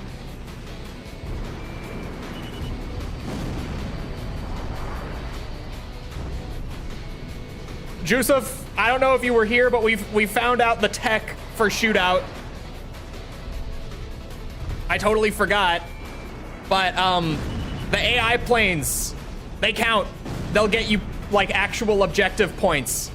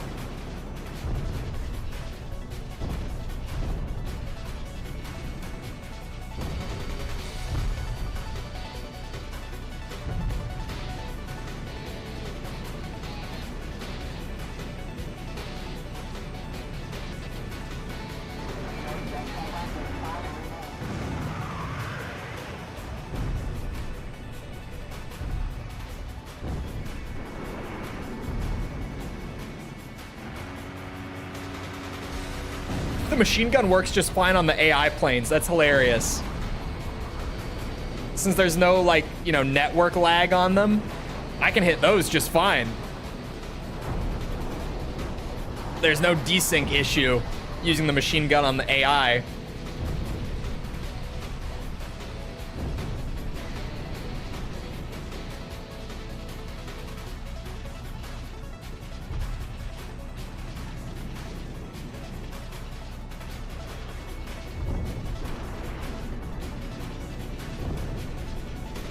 God damn it, I don't want arson. I want... Yes. Uh-oh.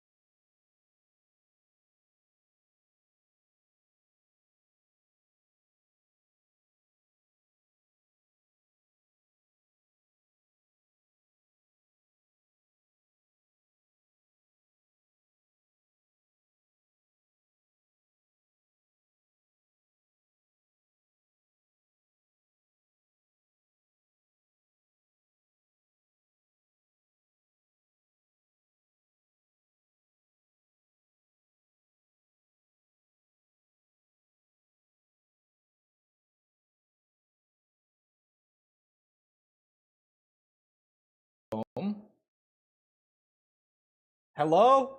Chat?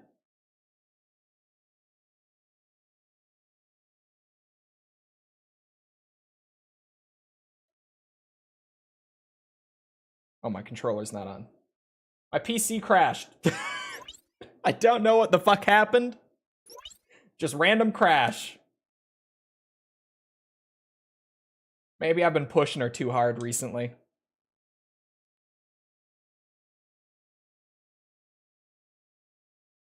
You seem good now.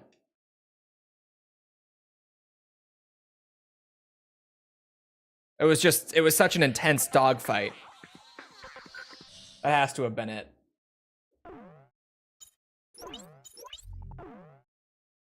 Still got my bronze medal. We're good. Not free mission. God damn it.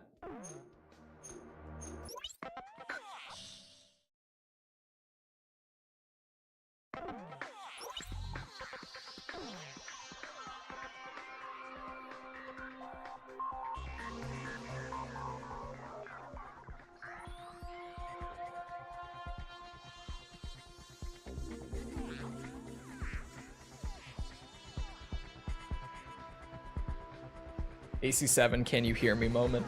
We're back. We're good.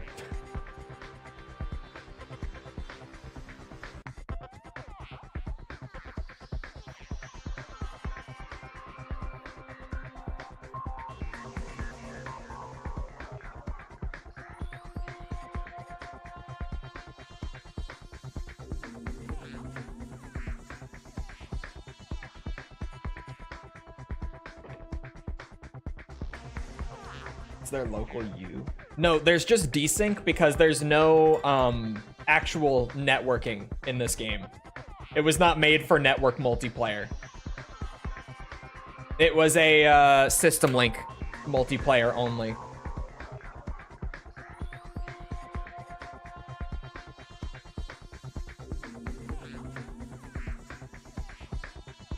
The issue is just that there's no lag compensation whatsoever. So, you know.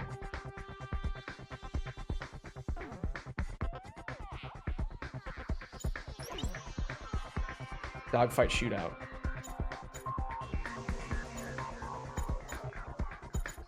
If we put it on team, yeah.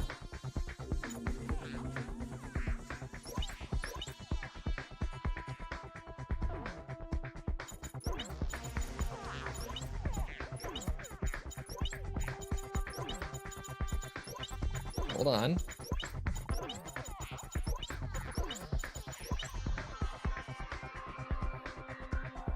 Ride that horse till it's dead. What, the Sony train? I have never been like a diehard console guy one way or the other. I'll just... Whatever console was better, slash like which company was like treating its players better, I would be there. But then I moved to PC, and it's like I've been freed. Granted, building the PC costs a lot more, obviously, but my enjoyment in gaming is not like tied to the system manufacturer anymore, right? Still tied to companies, but at the very least now it's just the companies that are making the game rather than mostly being dependent on the one company that makes my system, you know what I mean? Plus I get Steam sales. The greatest quality of all is that I now get Steam sales.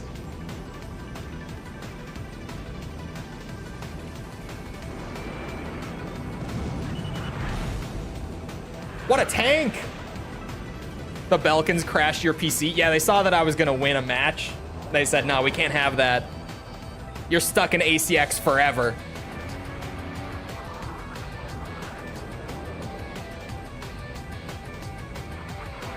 I'm too powerful for Ace Combat 6. Game crashed. Virus detected? What viruses? Ugh. Unless it's just like a false flag.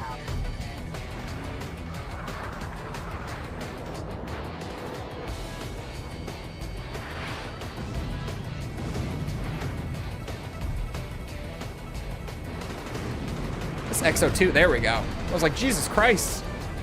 My boy is going.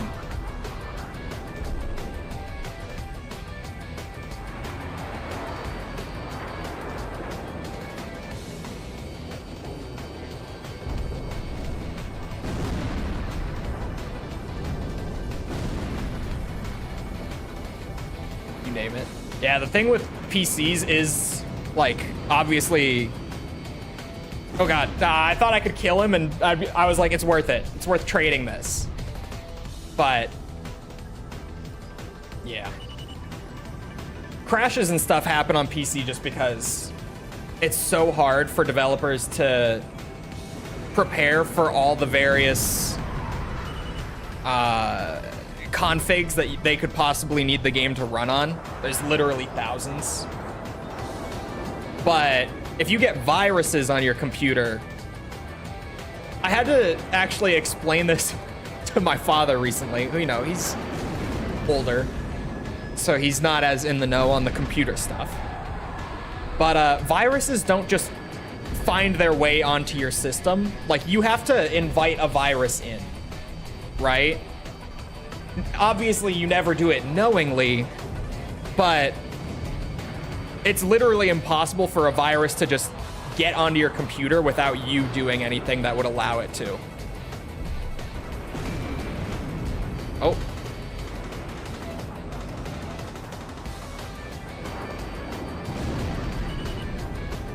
Did I tell you guys about when my dad almost got hit by like an Indian call center?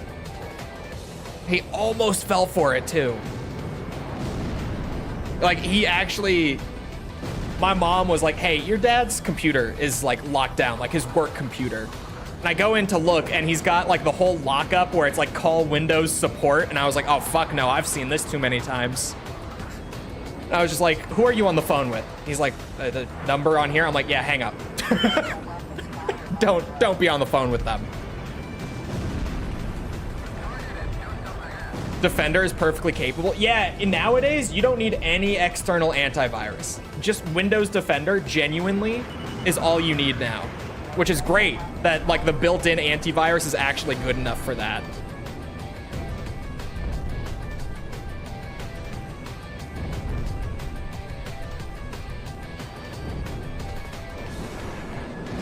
Call center? Sorry, scam center is what there's obviously, like, legit call centers, and then there's the, you know, putting ads on Google. He apparently, like, Googled something, clicked the top result, and it locked his shit up.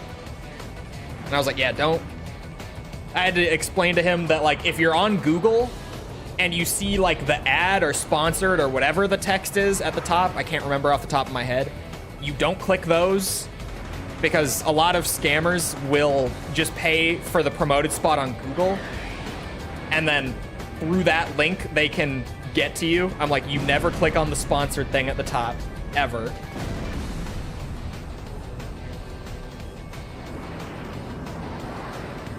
McAfee installed a virus onto my computer. Okay, as much as I dog on McAfee, and they deserve it, it doesn't do that. McAfee was not the culprit of the virus. Or at the very least, it may have false flagged something as a virus, I don't know. But McAfee doesn't install viruses. It's a terrible antivirus that I would never recommend using. But it doesn't do that.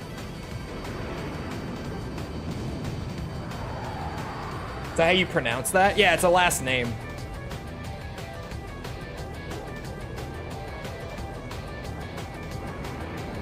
McAfee was the virus. Yeah, the thing that's funny about McAfee is that a lot of other antiviruses will flag it as a virus because of the way that it functions, but that's pretty normal for antivirus software. It's just that McAfee, it very commonly gets flagged as a virus by other antivirus software. It itself is a virus.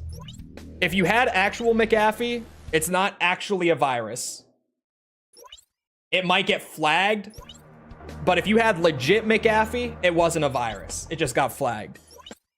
You could have also had something disguising itself as McAfee that you downloaded through something else, but that's just a Trojan. That wasn't McAfee if that was the case. PC security is a whole thing. Keeping your computer clean is more of a pain than it should be, but also just don't download things that might come with viruses.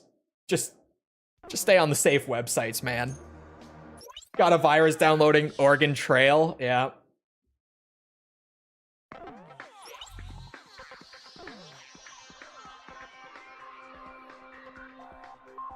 Antivirus are virus. To be fair, the definition of virus on computer is so loose that, like, a lot of things are. Oh, what's the, I've never had an issue with it. That's what I'm saying. It's like, if you just don't go places on the internet that are sketchier, that will have viruses, like, what's it? baked into them, you shouldn't ever have a problem with it. But if you're doing anything somewhat shady on the internet, in that case, keeping your computer clean can be a hassle. And just knowing, like, how to keep it clean can be a pain in the ass. Tried old school RuneScape for the first time. I can already tell it's the slowest shit ever. It's worth it, though. It's worth it. Oh yeah, modding. Modding games actually is like notorious for those sites can have viruses pretty easily. I heard EA Launcher is a virus too, not letting you uninstall games. I don't know who told you that. EA Launcher is terrible. Like, I don't wish EA Launcher on my worst enemy, but it lets you uninstall games perfectly fine. This is survival. Okay. I was like, what is happening now? I was like, where's the kill count? But this is the other dogfight. That's why. Whoa, not team battle.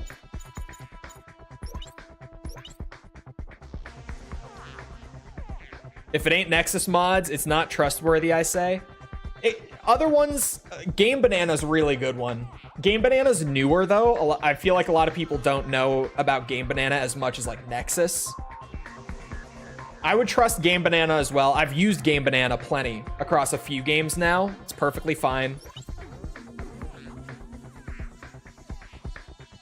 Forced me to download through the EA launcher. Yeah, when EA moved all of their Origin-only games to Steam, they still just run through Origin, but you can at least purchase them and get achievements on Steam. But it fucking sucks that that's how they did it. I hate that that's what they did. That's what they did.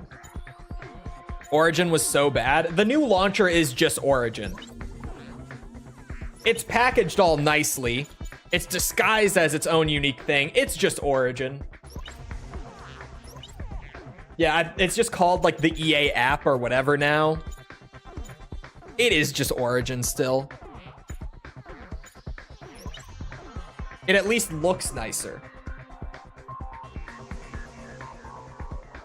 I use Steam Workshop for most mods. Dude, if Workshop is an option, it is just the best. I fucking love Steam Workshop.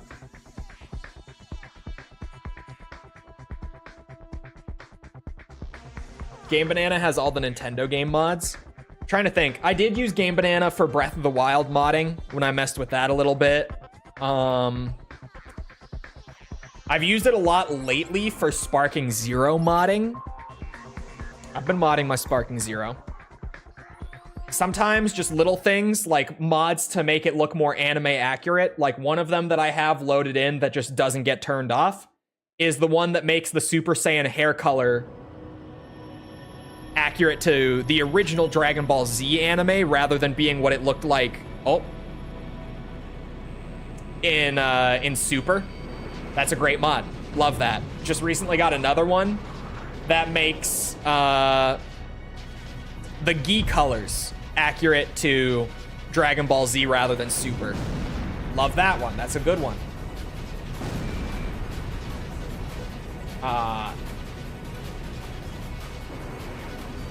trying to remember. I have a lot of little ones like that in my Sparking Zero now that are just like, yep, purely for the base game stuff. This just makes that shit cooler. They let you do that? Yeah, so if you get like visual mods in Sparking Zero, they're perfectly fine because they're all client side. As long as they don't mess with the actual balancing of the game or anything like that, or don't insert new content or movesets or whatever, then the anti-cheat has zero issue with it. You can play them on ranked and everything perfectly fine. Now, Owen and I have also been doing some, like, you know, adding Xenogoku to the game. Just like whole new characters.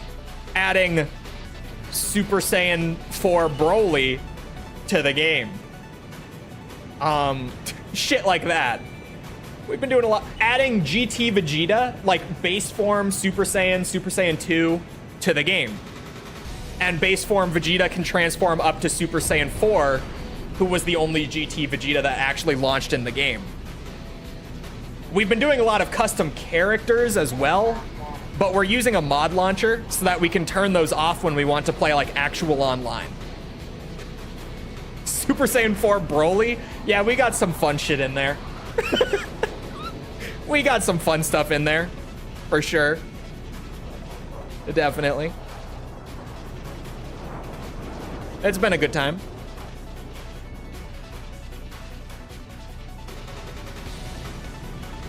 Oh yeah, one of my visual mods is just one of them that makes the auras constant for characters above a certain power level.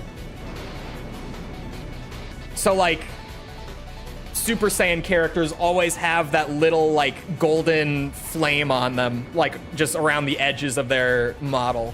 Shit like that. That's just really cool. Small visual things. Sounds like some Dragon Ball Heroes nonsense. We actually do have a lot of Dragon Ball Heroes mods. Yes. That's where the Super Saiyan 4 Broly design comes from, is Dragon Ball Heroes. So yes, exactly, a lot of Dragon Ball Heroes nonsense. Precisely.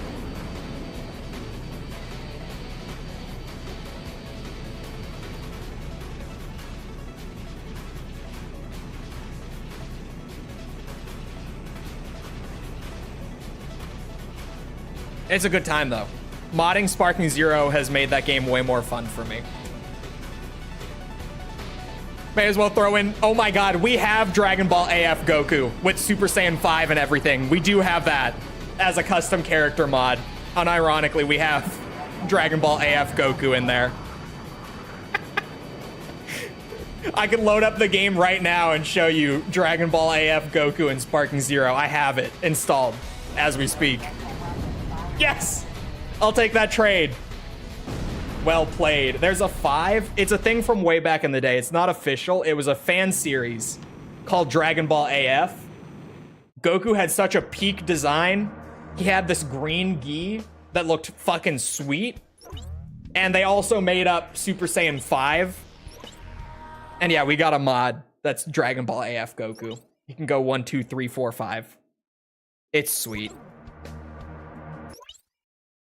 Pretty high quality mod too. Like the guy who made it did a really good job. Sparking Zero modding has been a lot of fun.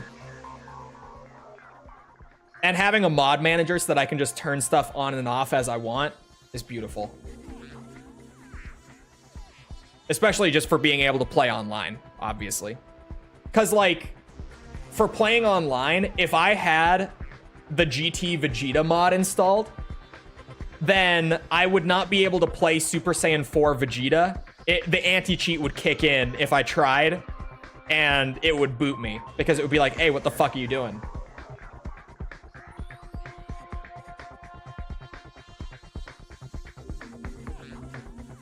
What about Dragon Ball Abridged? What about it? I wonder if there's like an abridged voice line mod out there. That could work, but other than that, Abridged doesn't like add anything. Oh my god, I would love something like that just for Z-Broly starting a match and going, what's your power level? Mine's pretty big. God, that would be so funny if someone did like a voice pack for Dragon Ball Abridged. That would be fucking awesome.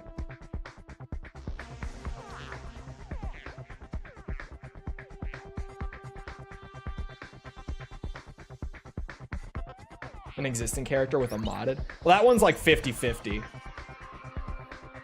The GT Vegeta. Because like Super Saiyan 4 Vegeta is in the game. But the rest of GT Vegeta never got included. So the mod is inserting like base form and the other lower Super Saiyan forms of GT Vegeta into the game. And those can transform up into Super Saiyan 4. But then with that, to like round out the mod, Super Saiyan 4 Vegeta can go back into base form just to make it feel better gameplay-wise, right? And because of that, if I load in a Super Saiyan 4 Vegeta with the mod loaded, then it's going to have like the new form for the character where I can transform into base essentially. And that's going to cause the anti-cheat to kick in and be like, hey, You're inserting shit that shouldn't be here.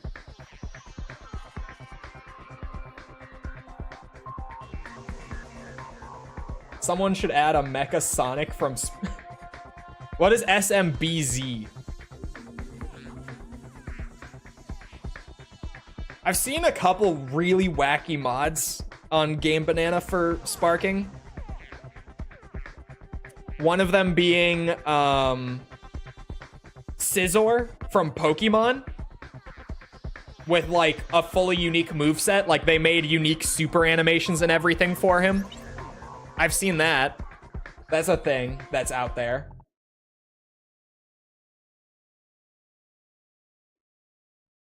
I just want Z Broly Dragon Ball abridged, if nothing else. I genuinely just want, what's your power level? Mine's pretty big. Oh my god.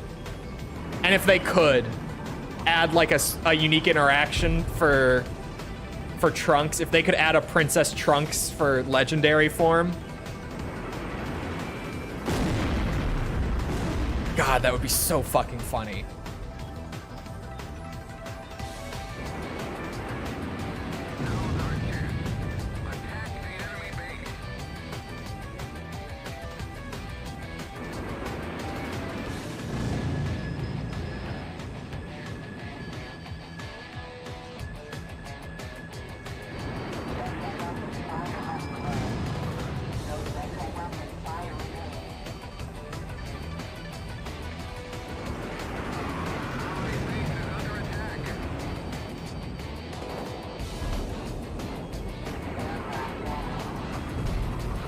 Ah!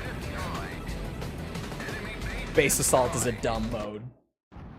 Super Mario Bros. Z, an old Sonic X Mario crossover flash animation inspired by Dragon Ball Z. That was apparently peak fiction back in the day. There was an old flash animation. Any of my Dragon Ball fans who grew up in the, like, 2000s, you guys remember the Evil Goku one? Because I saw a mod where someone made Evil Goku in Sparking. I didn't download it, but I saw it and I was like, oh yeah. I remember the old like Evil Goku flash animation from back in the day. There were like a whole series of them. I saw one of those. Hold on. No, not Goku Black. This was well before Goku Black existed. Yeah. Hold on. I found the mod. Here. I just had to Google it. Anyone remember this fella from that old animation? It had the red eyes and everything. And the red hair Super Saiyan. This shit was so dumb looking back at it. But man, as a kid, this shit was sweet. This shit was so fucking cool. And they have all the forms in here. The Super Saiyan 4 is... That's pretty cool. That's still pretty cool. Edgy as fuck, but that's still pretty cool. That looks...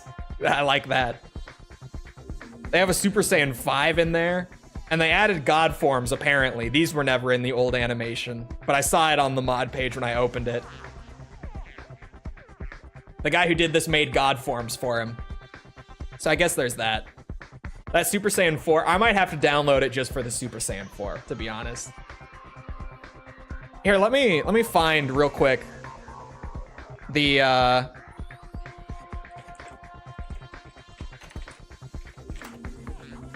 for anyone who's played Sparking Zero, you'll see this and you'll be like, oh my god, that's fucking peak.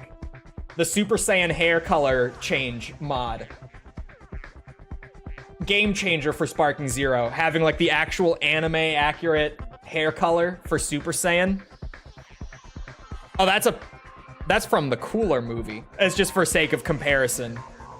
To be like, yeah, it's supposed to look like this, but in the game it did not look like that.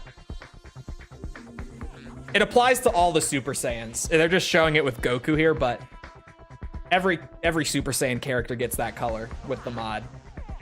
And it's fucking peak, and I love that mod.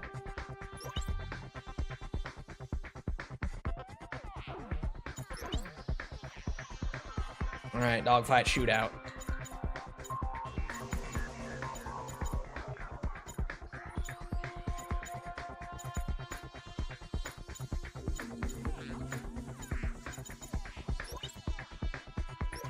Cooler than Frieza? How dare you? Cooler's a dumb bullshit character. That's coming from someone who actually likes a lot of the Z movie villains. Cooler is one of the lame ones. He's no Frieza.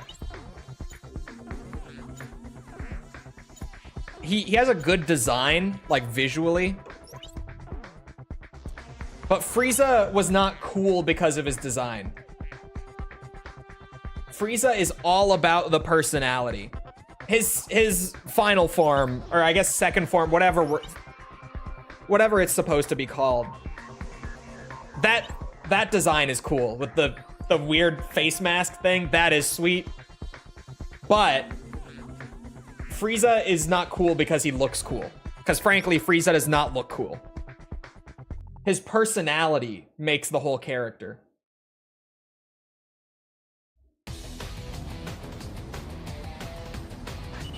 If Frieza had that second form with the face mask and the big spikes and everything, no one would say that Cooler was cool. We would all forget about Cooler. Just like we forgot about Lord Slug and Turles. I say that. I play a lot of Turles on Sparking Zero. He's got a bit of sauce on Sparking Zero. He's pretty sweet.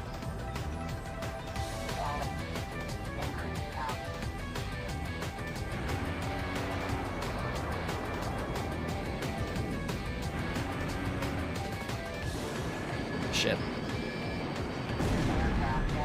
Leave me alone.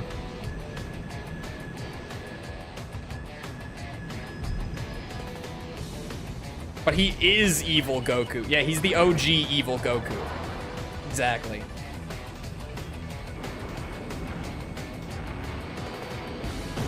Oh, for fuck's sake. Is that Amadeus on my ass? It can't be. It has to be, though. There's no way that's the AI. There's no fucking shot. Oh, no. Or is he over here? Did I get shot down by AI?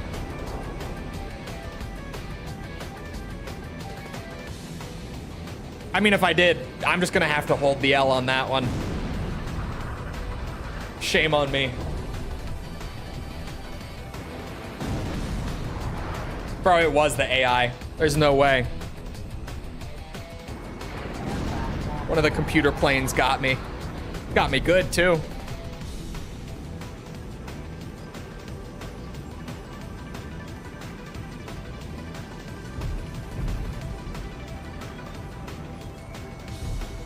Okay, I just saw him get hit by one too. Maybe it's not just me.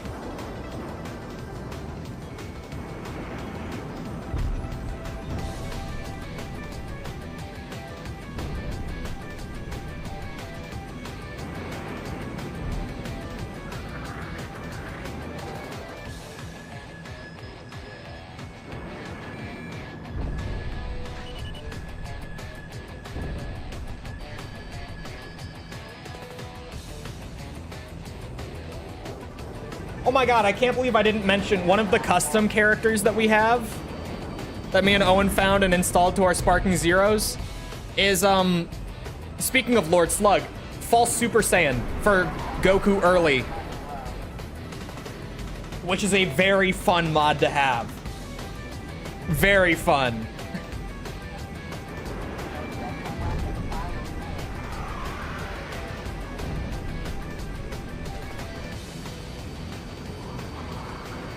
And honestly, when we found it, the black hair with the gold aura, yeah, that one from the Slug movie.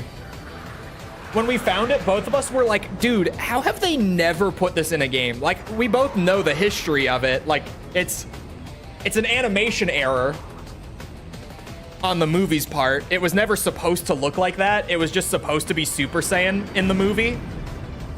But still, how have they never put that in a game? like in an official capacity. How has that never been in a Dragon Ball game?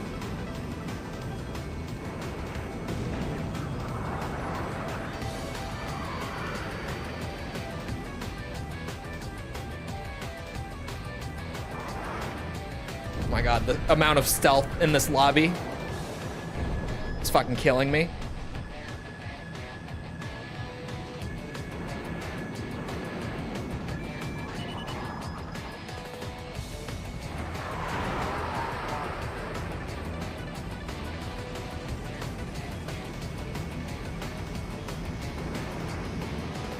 I just shot a Quam at a helicopter. Yep.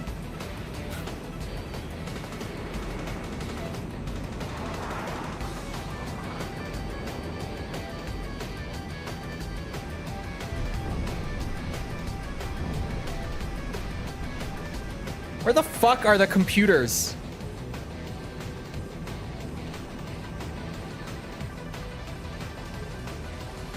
There they are.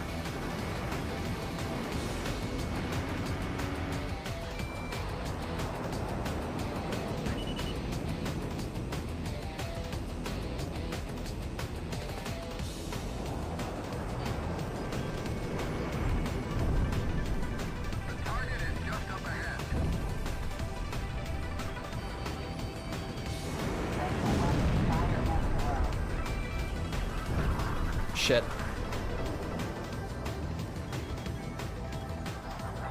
Oh my god, the stealth. ACX stealth is actually the worst.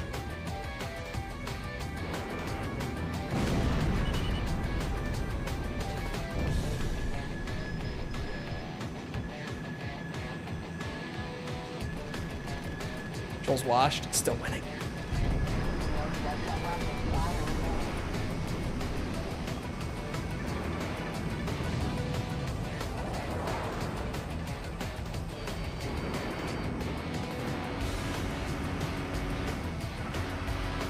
At least I can hit the computers with the machine gun. It's a godsend that I can. Oh my god. Let me have this.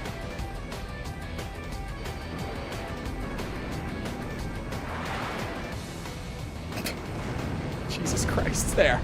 Fuck. I was panicking at the end. MTD having stealth? I don't know why it has it in this game, but it does.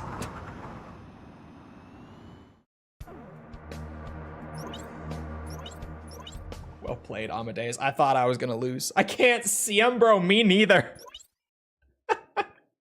That whole lobby was stealth planes. That was terrible.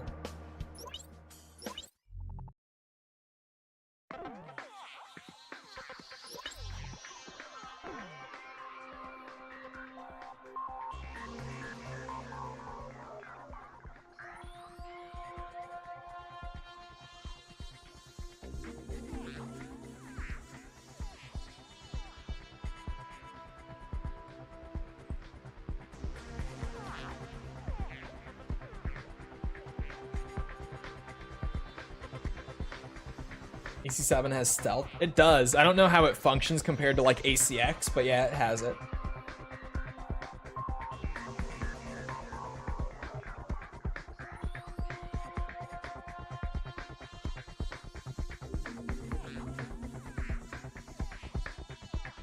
Oh yeah, Super Saiyan power in the filler, the Otherworld filler arc. That also was just an animation error, but that one was even funnier. Because they're both animation errors, but in two different senses. For, what's it?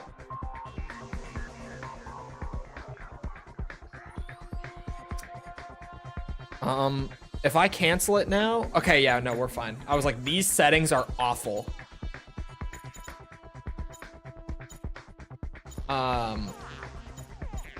Sorry, what was I about to talk about? Oh, yeah, the animation errors. False Super Saiyan was because while the Slug movie was in production, Toriyama was writing the Frieza arc during that movie's production. So he gave them the concept for Super Saiyan but they overlooked the fact that the hair color was supposed to change with it.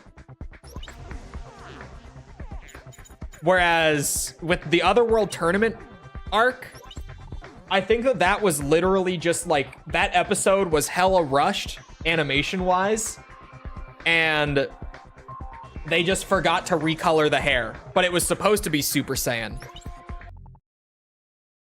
I don't remember what, I feel like that's wrong. No, it was,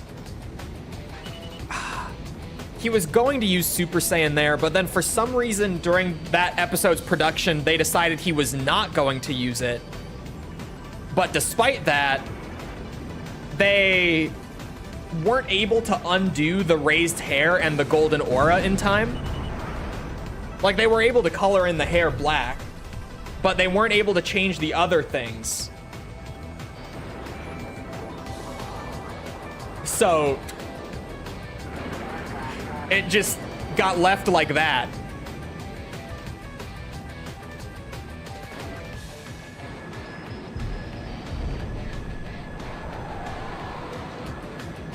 Well, this is the other one I only just realized.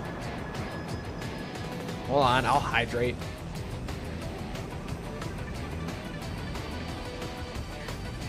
Oh, okay.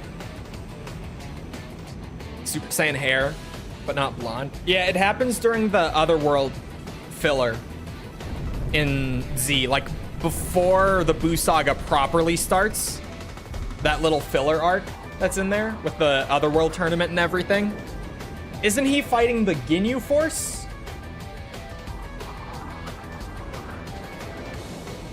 When that happens? I can't really remember. Like, I can picture the scene, but I think it's the Ginyu Force. I got so excited I shot a load, my bad. Understandable.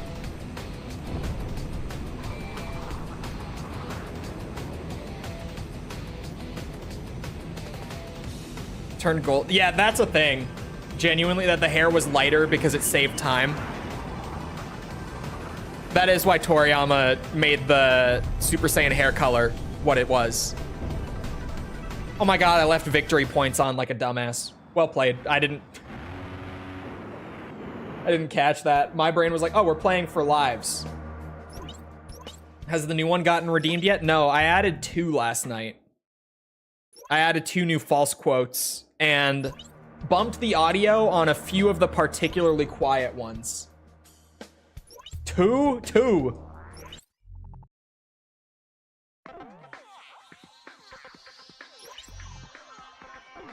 I added 2. I would stick my arm in it. That's not one of the new ones.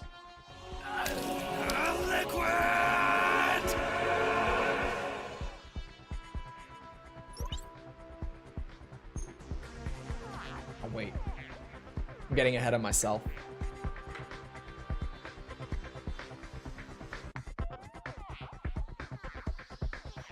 Silent Frieza? I swear, hold on. I swear it was the Ginyu Force when he did Super Saiyan Power. Hold on.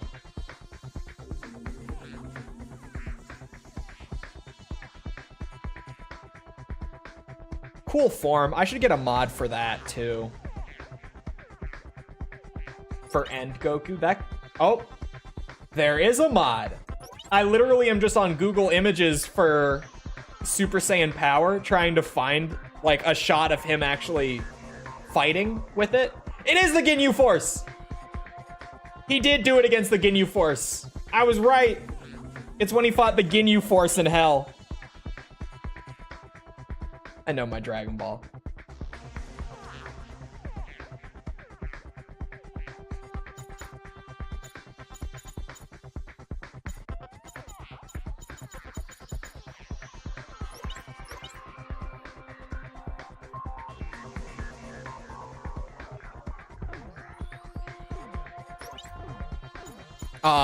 I do want that mod now. I'm gonna have to grab that. Does it have a 1-button install with the mod manager? Hold on, now I have to look.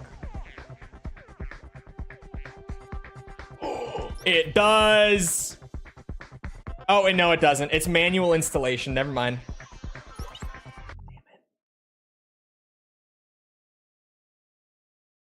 But it works with the manager, at least. I could live with that. The manual installation isn't bad for Sparking Zero, like at all.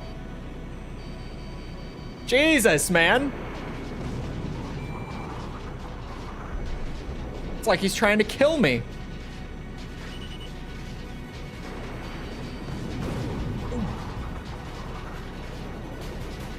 Hate when the manager can't handle it. It's compatible with the manager, but the manager that people are using for Sparking Zero, if the modder sets it up, you can just do a one-click install where like literally on the mod page, you click like, I want this mod, and it opens up in the mod manager and is like, do you want it? And you click yes, and the manager installs it for you right there. That's what I was like, could I just do that right now and have it? Luckiest jousts of my life. I am so sorry, Amadeus. There was so much luck happening right there. Ridiculous amounts of luck.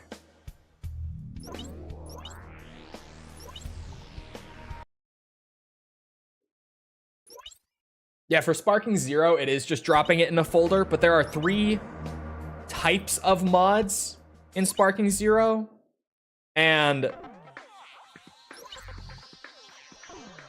it depends. Like the place you have to put it and what you have to do with it changes based on which one of the 3 types of mod it is. 2 of them are really easy. 1 of them is a little more involved and includes like editing text files to get it to show up in the game and everything.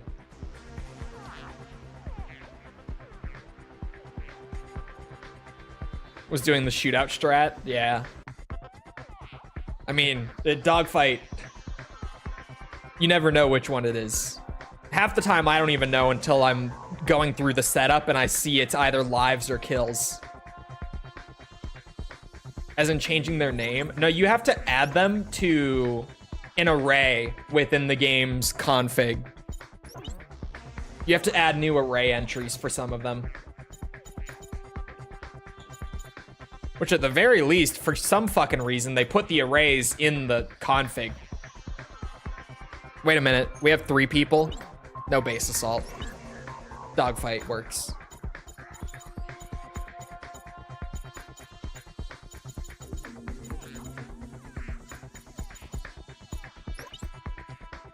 XLAAing in a dogfight against Quam is ill-advised. I would agree with that. How close or far do you think we are from AC6? Oh wait, I accidentally made this team. Oh, I'm so sorry, Arson. I meant to put this on Battle Royale. I'm trying to like speedrun the settings, so every once in a while I slip. But also, we have no idea. I probably am still a decent bit out on the dogfight progress. So I appreciate you taking one for the team here. Oh. Who canceled their aircraft? Oh, he had the F4. Understandable. No, he's changing it. F-35. Wait, maybe not F-35. Why F-23?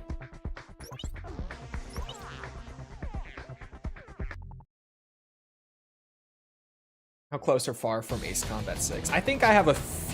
I don't know. The thing is, I don't know my progress on Dogfight. There's no, like, in-game way for me to measure how many more dogfights I have to win to be done. And dogfight victories will be the final thing in this game. Almost certainly.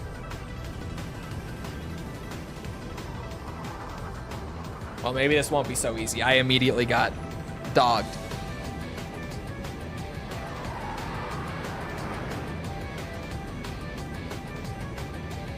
I even did the thing there where I thought this was race to get kills. I didn't think this was survival. I did it this time.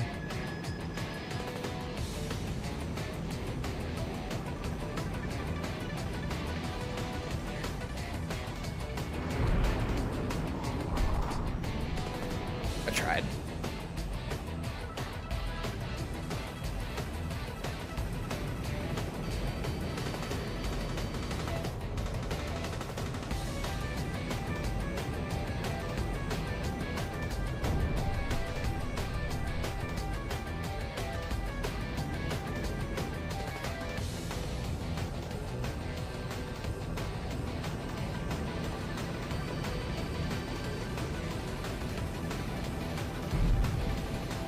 F-15S doesn't get enough love.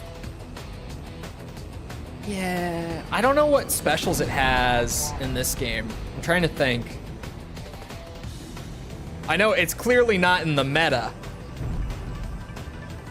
You rarely see it get whipped out here. There are a few planes, for sure, that are just firmly in the meta that we have discovered here. And normally it's game mode dependent as well, right? But the F-15S has not found a solid spot in the meta. S-32 for dogfights, firm meta. Fast, maneuverable, has qualms. It checks all the boxes. I'm trying to think. Oh, for beacon battle, like MiG-31 and Fenrir. Just for moving fast. Air superiority. Really anything that can turn quickly.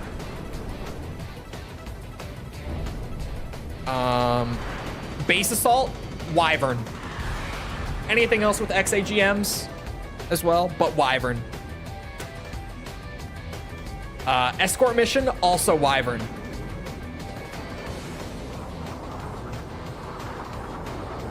We've been discovering the meta. Slowly but surely.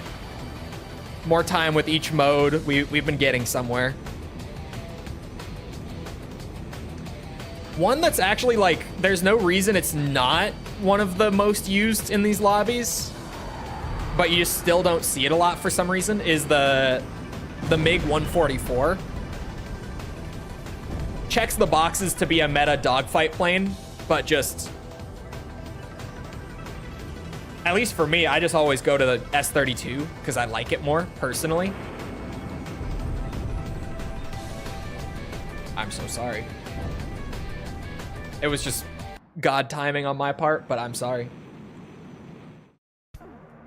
I was just talking about the planes that we've discovered as being the best.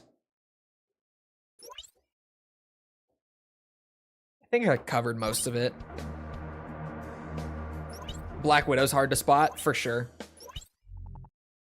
Hard to keep track of, definitely. I didn't mean for that to be team battle. It was my bad.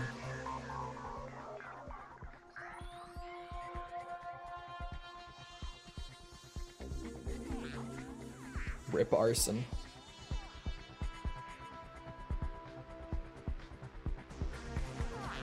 Ooh.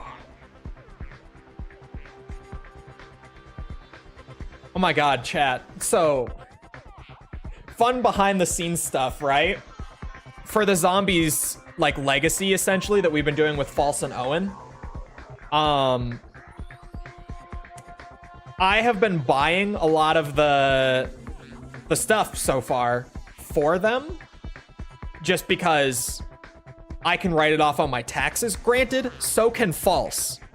Owen cannot, because Owen doesn't pay taxes on, Owen doesn't do content in the first place. So he obviously doesn't pay taxes on it. He can't write it off. So I've just been buying Owen the shit for playing it. And I also bought False's World at War, but that's besides the point.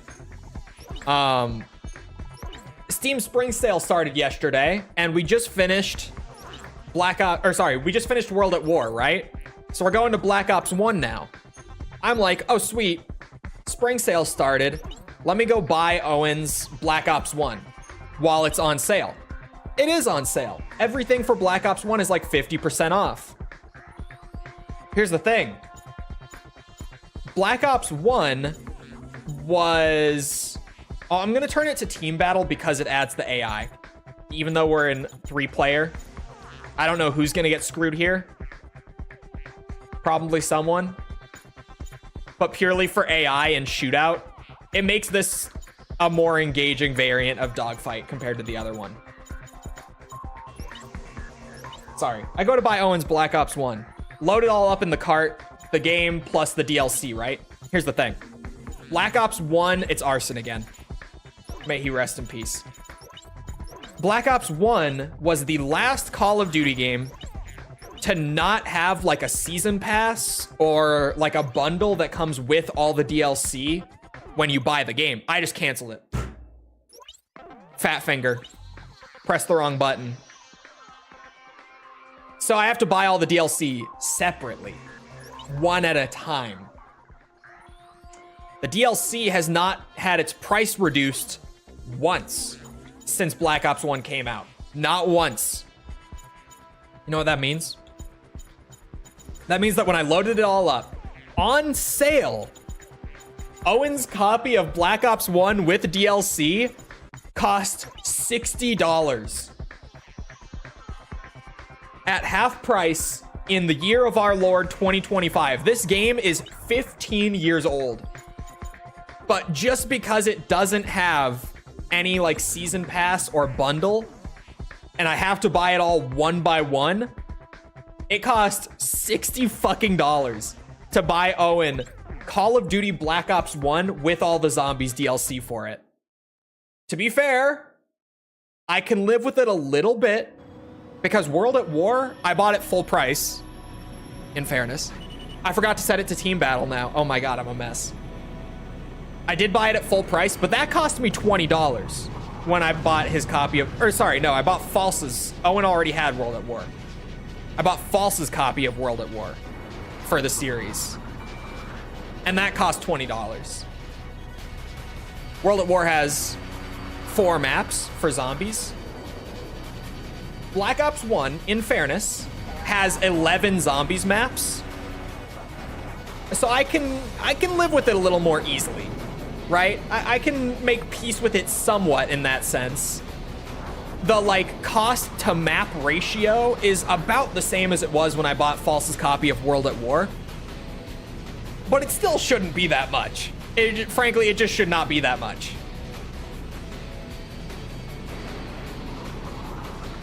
The game has so much content that I'm not even that upset, but I'm still kind of upset that I spent $60 on Call of Duty Black Ops 1 last night.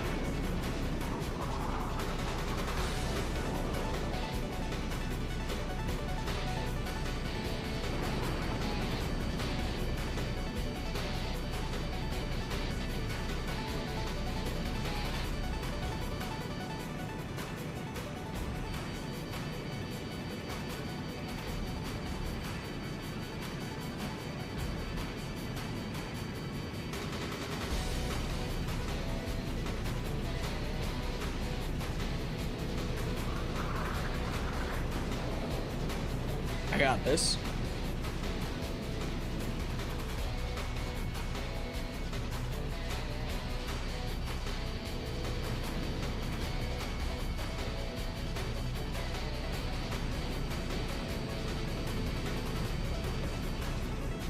Man, I know those bitches are qualms.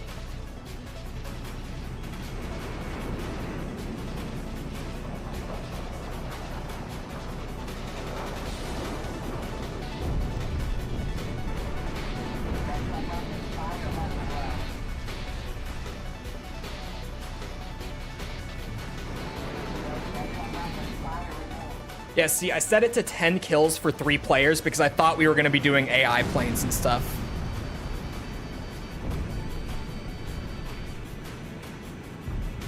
So now, like, it's just going to play at a time limit.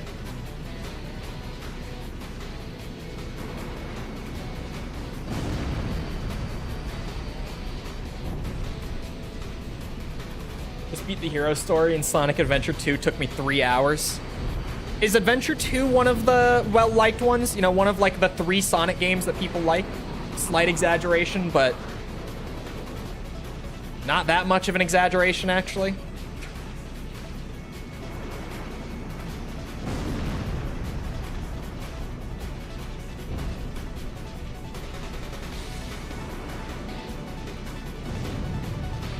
Adventure 2 is beloved as fuck. I thought so, but it's hard to keep track. Especially for someone who has not played the Sonic games. Well, I played a couple. I've tried with Sonic. I've given it an honest shot. I played Sonic Heroes. I played Sonic Unleashed. I played Sonic Mania. I played the OG.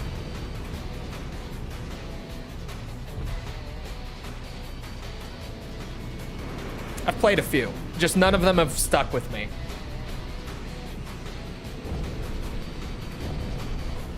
Fuck. Only good Sonic is classic Sonic. I didn't love it. It was fine. It's not like it was bad. I didn't play it and go like, yeah, that was awesome. I haven't played Sonic 06. I know that Tom has like all the achievements in one of the Sonic games that are not well liked. I can't remember what it is, but I know that Tom has like a perfect Sonic game on Steam that's one of the really bad ones. I don't think it's Sonic 06. But it's one of them like that's in a similar spot of pretty much universally disliked, I think. At least from the way it was described to me by chat at the time. That'd be Sonic Forces. It might have been Sonic Forces. Sounds familiar enough.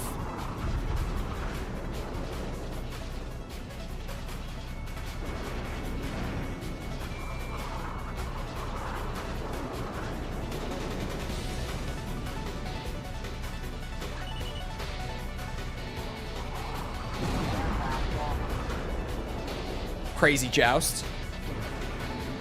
Gotta give it to him, but we take those back. We don't let that shit slide.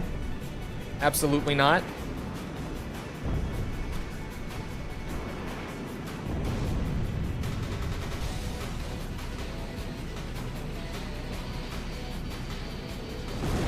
Shit.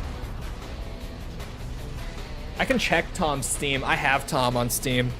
I think I have like all the mods on Steam. Maybe not. Maybe I have Jess. I don't know if I have Jess on Steam actually.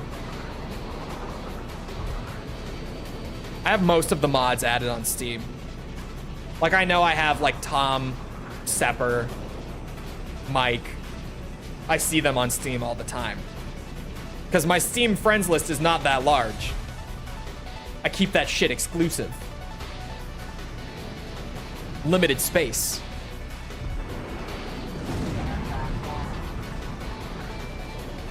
Mostly just because I don't like having my entire Steam feed flooded with a bunch of people that I don't really know.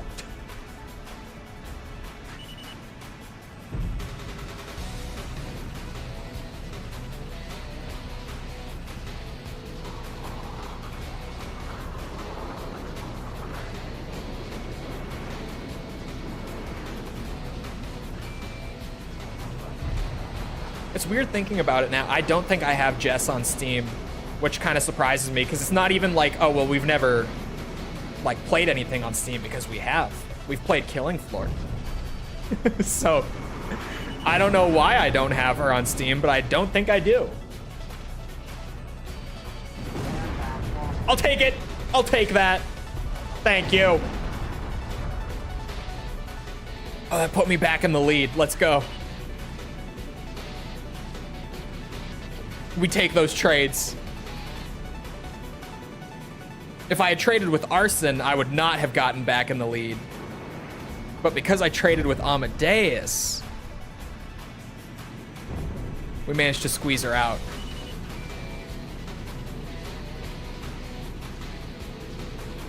Oh my God, chat. I found this video this morning. It randomly popped up in my feed. It had millions of views and it looked so random. I had to click on it. It piqued my interest. It was called Ray's Last Jump. And it was just this video. Like this really, oh God. Like old school YouTube, just home video sort of thing. Of these northern rednecks, like they had to be like Minnesota, Michigan, Canada, something. Very northern, Very northern redneck. It's a genre I am familiar with. I grew up in northern redneck territory. I know them when I see them. And they were jumping like this shopping cart with an engine strapped into it off of like some old roofing or something that they just put a wooden ramp up to, and they were just jumping this fucking motorized shopping cart off of it. And the whole thing had me in fucking tears for like 10 minutes. I couldn't focus on my work. Northern and redneck don't belong in the same sentence. You have no idea. No, actually, you have no idea. It is so redneck up here. Just not in the cities, obviously, but that's anywhere. Outside of like the Minneapolis area in Minnesota, this whole state is redneck as fuck. Because it's all farmland up here. Outside of the cities, it's all farmland in Minnesota. And it's just all like, you know, population 200 kind of towns. It is so fucking redneck up here as soon as you leave the city. I might actually have to pull it up for the last few minutes. This video was so, it had me in tears. Because it's like my people. Like it's genuinely, it's the kind of shit I grew up around. It had me dying. I sent it to False and Owen.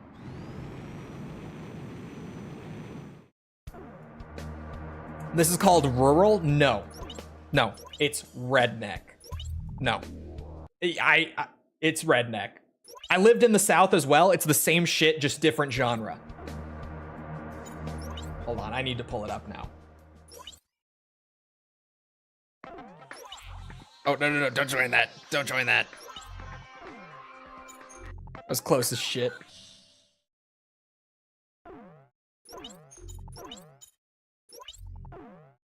Okay, hold on, one more. I can do like a 5-minute one. I'll pull up the video and just have it ready. We'll end on one of the greatest videos I've ever randomly come across on YouTube. I'm telling you, it's so funny. Especially if you're from the North and you know, like if you're familiar with our unique brand of redneck culture. It is so fucking funny. It's the dialect, it's just all of it. I found it, okay. I just had to go through my YouTube history. All right, 5-minute team shootout.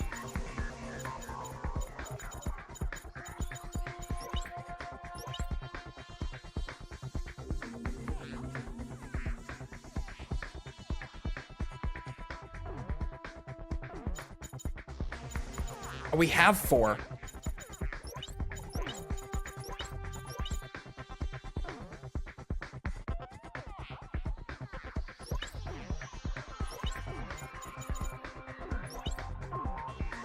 This video is fucking gold, I'm telling you guys. Absolute, like, I can't believe I have never seen it before this morning. How many views does it have? Yeah, 2.4 million. So I just randomly came across this video that like the thumbnail and the title were so random. Like it's just a thumbnail of this random dude, this like older guy, and it just says Ray's last jump. But it had millions of views. So my brain is like, okay, I know how YouTube works. Nothing gets millions of views if it's not awesome. So I had to look. And I was not disappointed at all.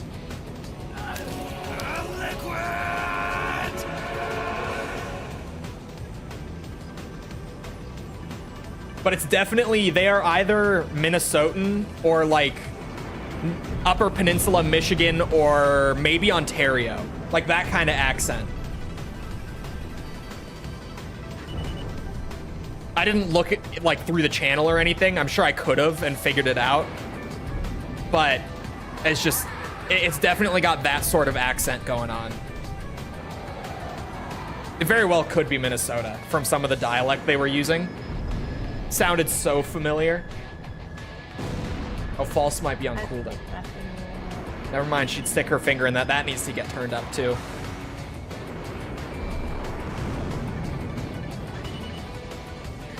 I did turn some of them up last night, but I didn't go through all of them because there's a lot of them. I now actually, Turn around and there's this big figure just pounding me. It was fast, but that was the intent. It was supposed to be a fast, quick last one so that I can share Ray's last jump with you all.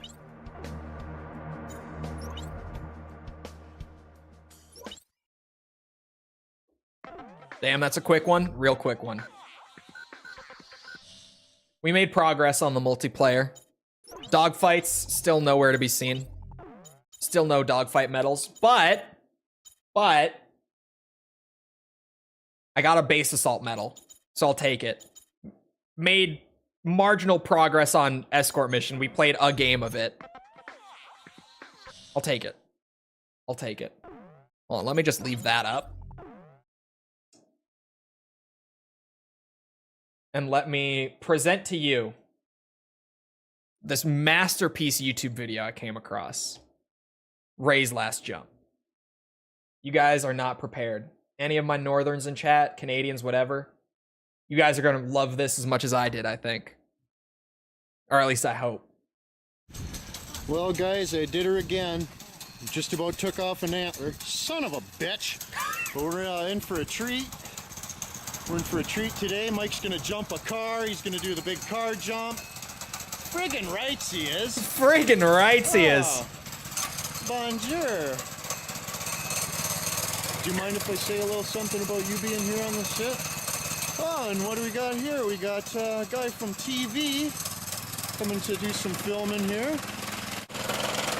So breathing out our Mike's gonna do the jump. And for all my Get Europeans myself who are into not position here. familiar Get with, myself into possession. Let's check out the car he's with jumping. Western Oh, redneck yeah. culture, just take it all in and Friggin' enjoy rights he it. is. Friggin' rights he is. Friggin' rights he is. Look at, he doesn't even put it right up to the ramp either. He's gonna goose it. He is gonna friggin' goose it, boys. Hip hip!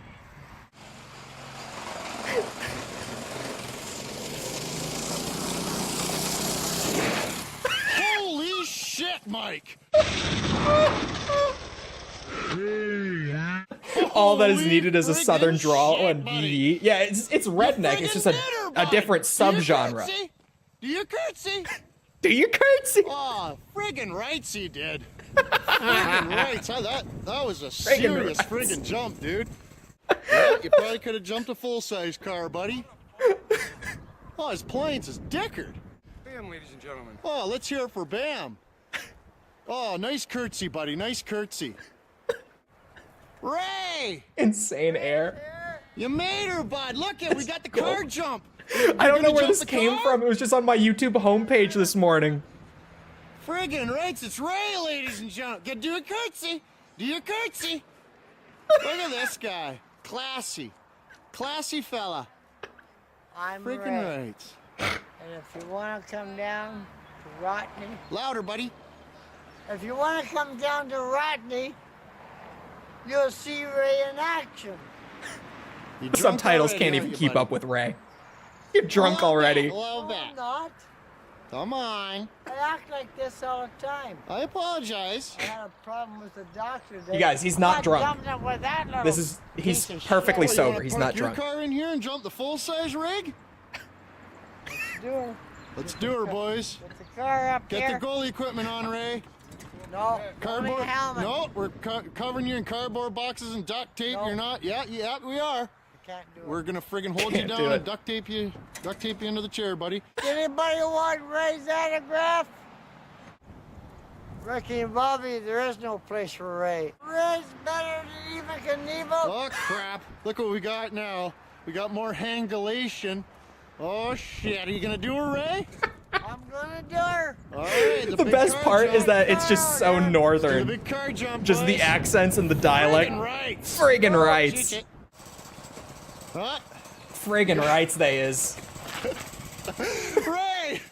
Hope you didn't dink her, bud. Hope you didn't dink her. You alright? We have fun up here, chat. If you've never been up here, we have fun up here. Say Kermit the Frog, boys. You don't understand a Kermit the word? This friggin' is my frog. people. Just These are my stickers. people. And then we cheat. Friggin' rights they is. Here he goes. Ah. Oh, oh. Can't grab the, you can't get the pedal. Showering the place with rocks. He's dick. Hope you didn't dick her, Ray. You got the pet crew? Got the pet crew coming in? This ain't my retirement. I don't want it. Bro, Ray is living the greatest retirement imaginable. So he's kind of dickered. He's kind of dickered.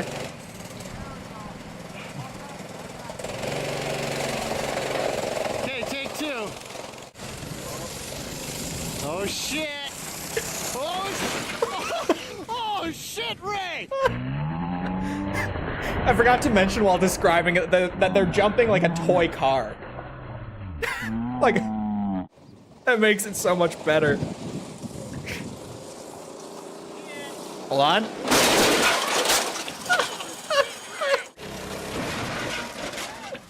Oh shit, Ray. I want to do it again. That one wasn't very good, was it? No, that one. The subtitles aren't even working anymore. Okay, well, let's look at the problem here. He missed a piece of wood and he stoved her in. Are you okay, buddy? Okay. Good thing we made you wear that cardboard box, eh? You would have got deckered. You would have got You dickered. missed the board, bud. You're too deckered. Yeah, no, I'm not. Oh, I apologize for that. He keeps saying like that he's drunk, basically, and he's just like, no, I'm not drunk. That's what when he's saying that he's dickered, he's saying that he's drunk, that he's wasted. The first one doesn't count. It's like dicked, Okay. the but second one counts. northern. Okay, we're gonna fix her up. Dicker. We'll Fix her up. We'll get her all lined up. My name's Ray, and I love Ray in the Redneck Clown Chair. I was about to replay it. They do it for me. Oh no. Oh no. Oh no. That's probably copywritten. I don't know where he got whatever song he plays here. Oh god. It's so good. Bro, he comes off the chair. They don't have him buckled in at all. That's it. Ray's last jump. He dicked her. He dicked her. He dicked her. Just gibbled her. Whole program's cocked, boys. Whole program is cocked. She's just folded. How's healthcare up Just there? folded, but Not great. It's pretty bad, it was a actually. spectacular jump. Good thing that the TV guy was ready with his camera, because sure as shit Ray wasn't going to listen to me and let me get my cameras set up. But anyways, Ray's last jump, folks. This is my favorite part of the whole video, is right at the end. After all of that, he goes over to Ray as he's about to leave in his car, zooms in on the 40 of Labatt's in the console. He clearly did not show up drunk, chat. Clearly not. Ray's last jump. Yeah, Ray's fired. He begs his pardon. He begs his pardon. Fired Ray quit. Right on. You're welcome for sharing that masterpiece with you all. Ray's last jump. My new favorite YouTube video. Anyway, it is about that time. So, I hope you guys enjoyed. If you did enjoy, and you haven't done so already, feel free to go ahead and leave a sub, follow, whatever, come back another time. We're doing this. We're doing... What are we doing? This? Armored Core? Metal Gear? I'm thinking Resident Evil. I'm missing one. Yakuza. We're doing a whole bunch of stuff. Come back for any of it. Friggin' rights we is. Also, if you enjoyed, leave a like. Algorithm. You know how it goes. On the YouTube side. Twitch doesn't have likes. There is no algorithm there. Still. Anyway. If you're looking for links to anything outside of YouTube or Twitch to engage with the community, check out links in the description. Things like Twitter, Discord server, whatever, you'll find them. On Twitch, they're on the channel page. If you aren't caught up on the Resident Evil retrospective, contributors and above actually got the new video this morning, early. So if you didn't know, now you know. And if you're not caught up, you'll want to be caught up. So pinned at the top of YouTube chat, there's the whole playlist link. 16th video on Monday. Friggin' rights it is. It's crazy how long that series has been going already and how much I still have to go. but we're cooking. Friggin' rights we is. I'm gonna have to start saying that on stream now after showing that video because it's way too funny not to. Anyway, once again, I hope you guys enjoyed. I hope to see all of you back here next time. I hope you all have a great rest of your day. Thank you for coming to the stream, and goodbye.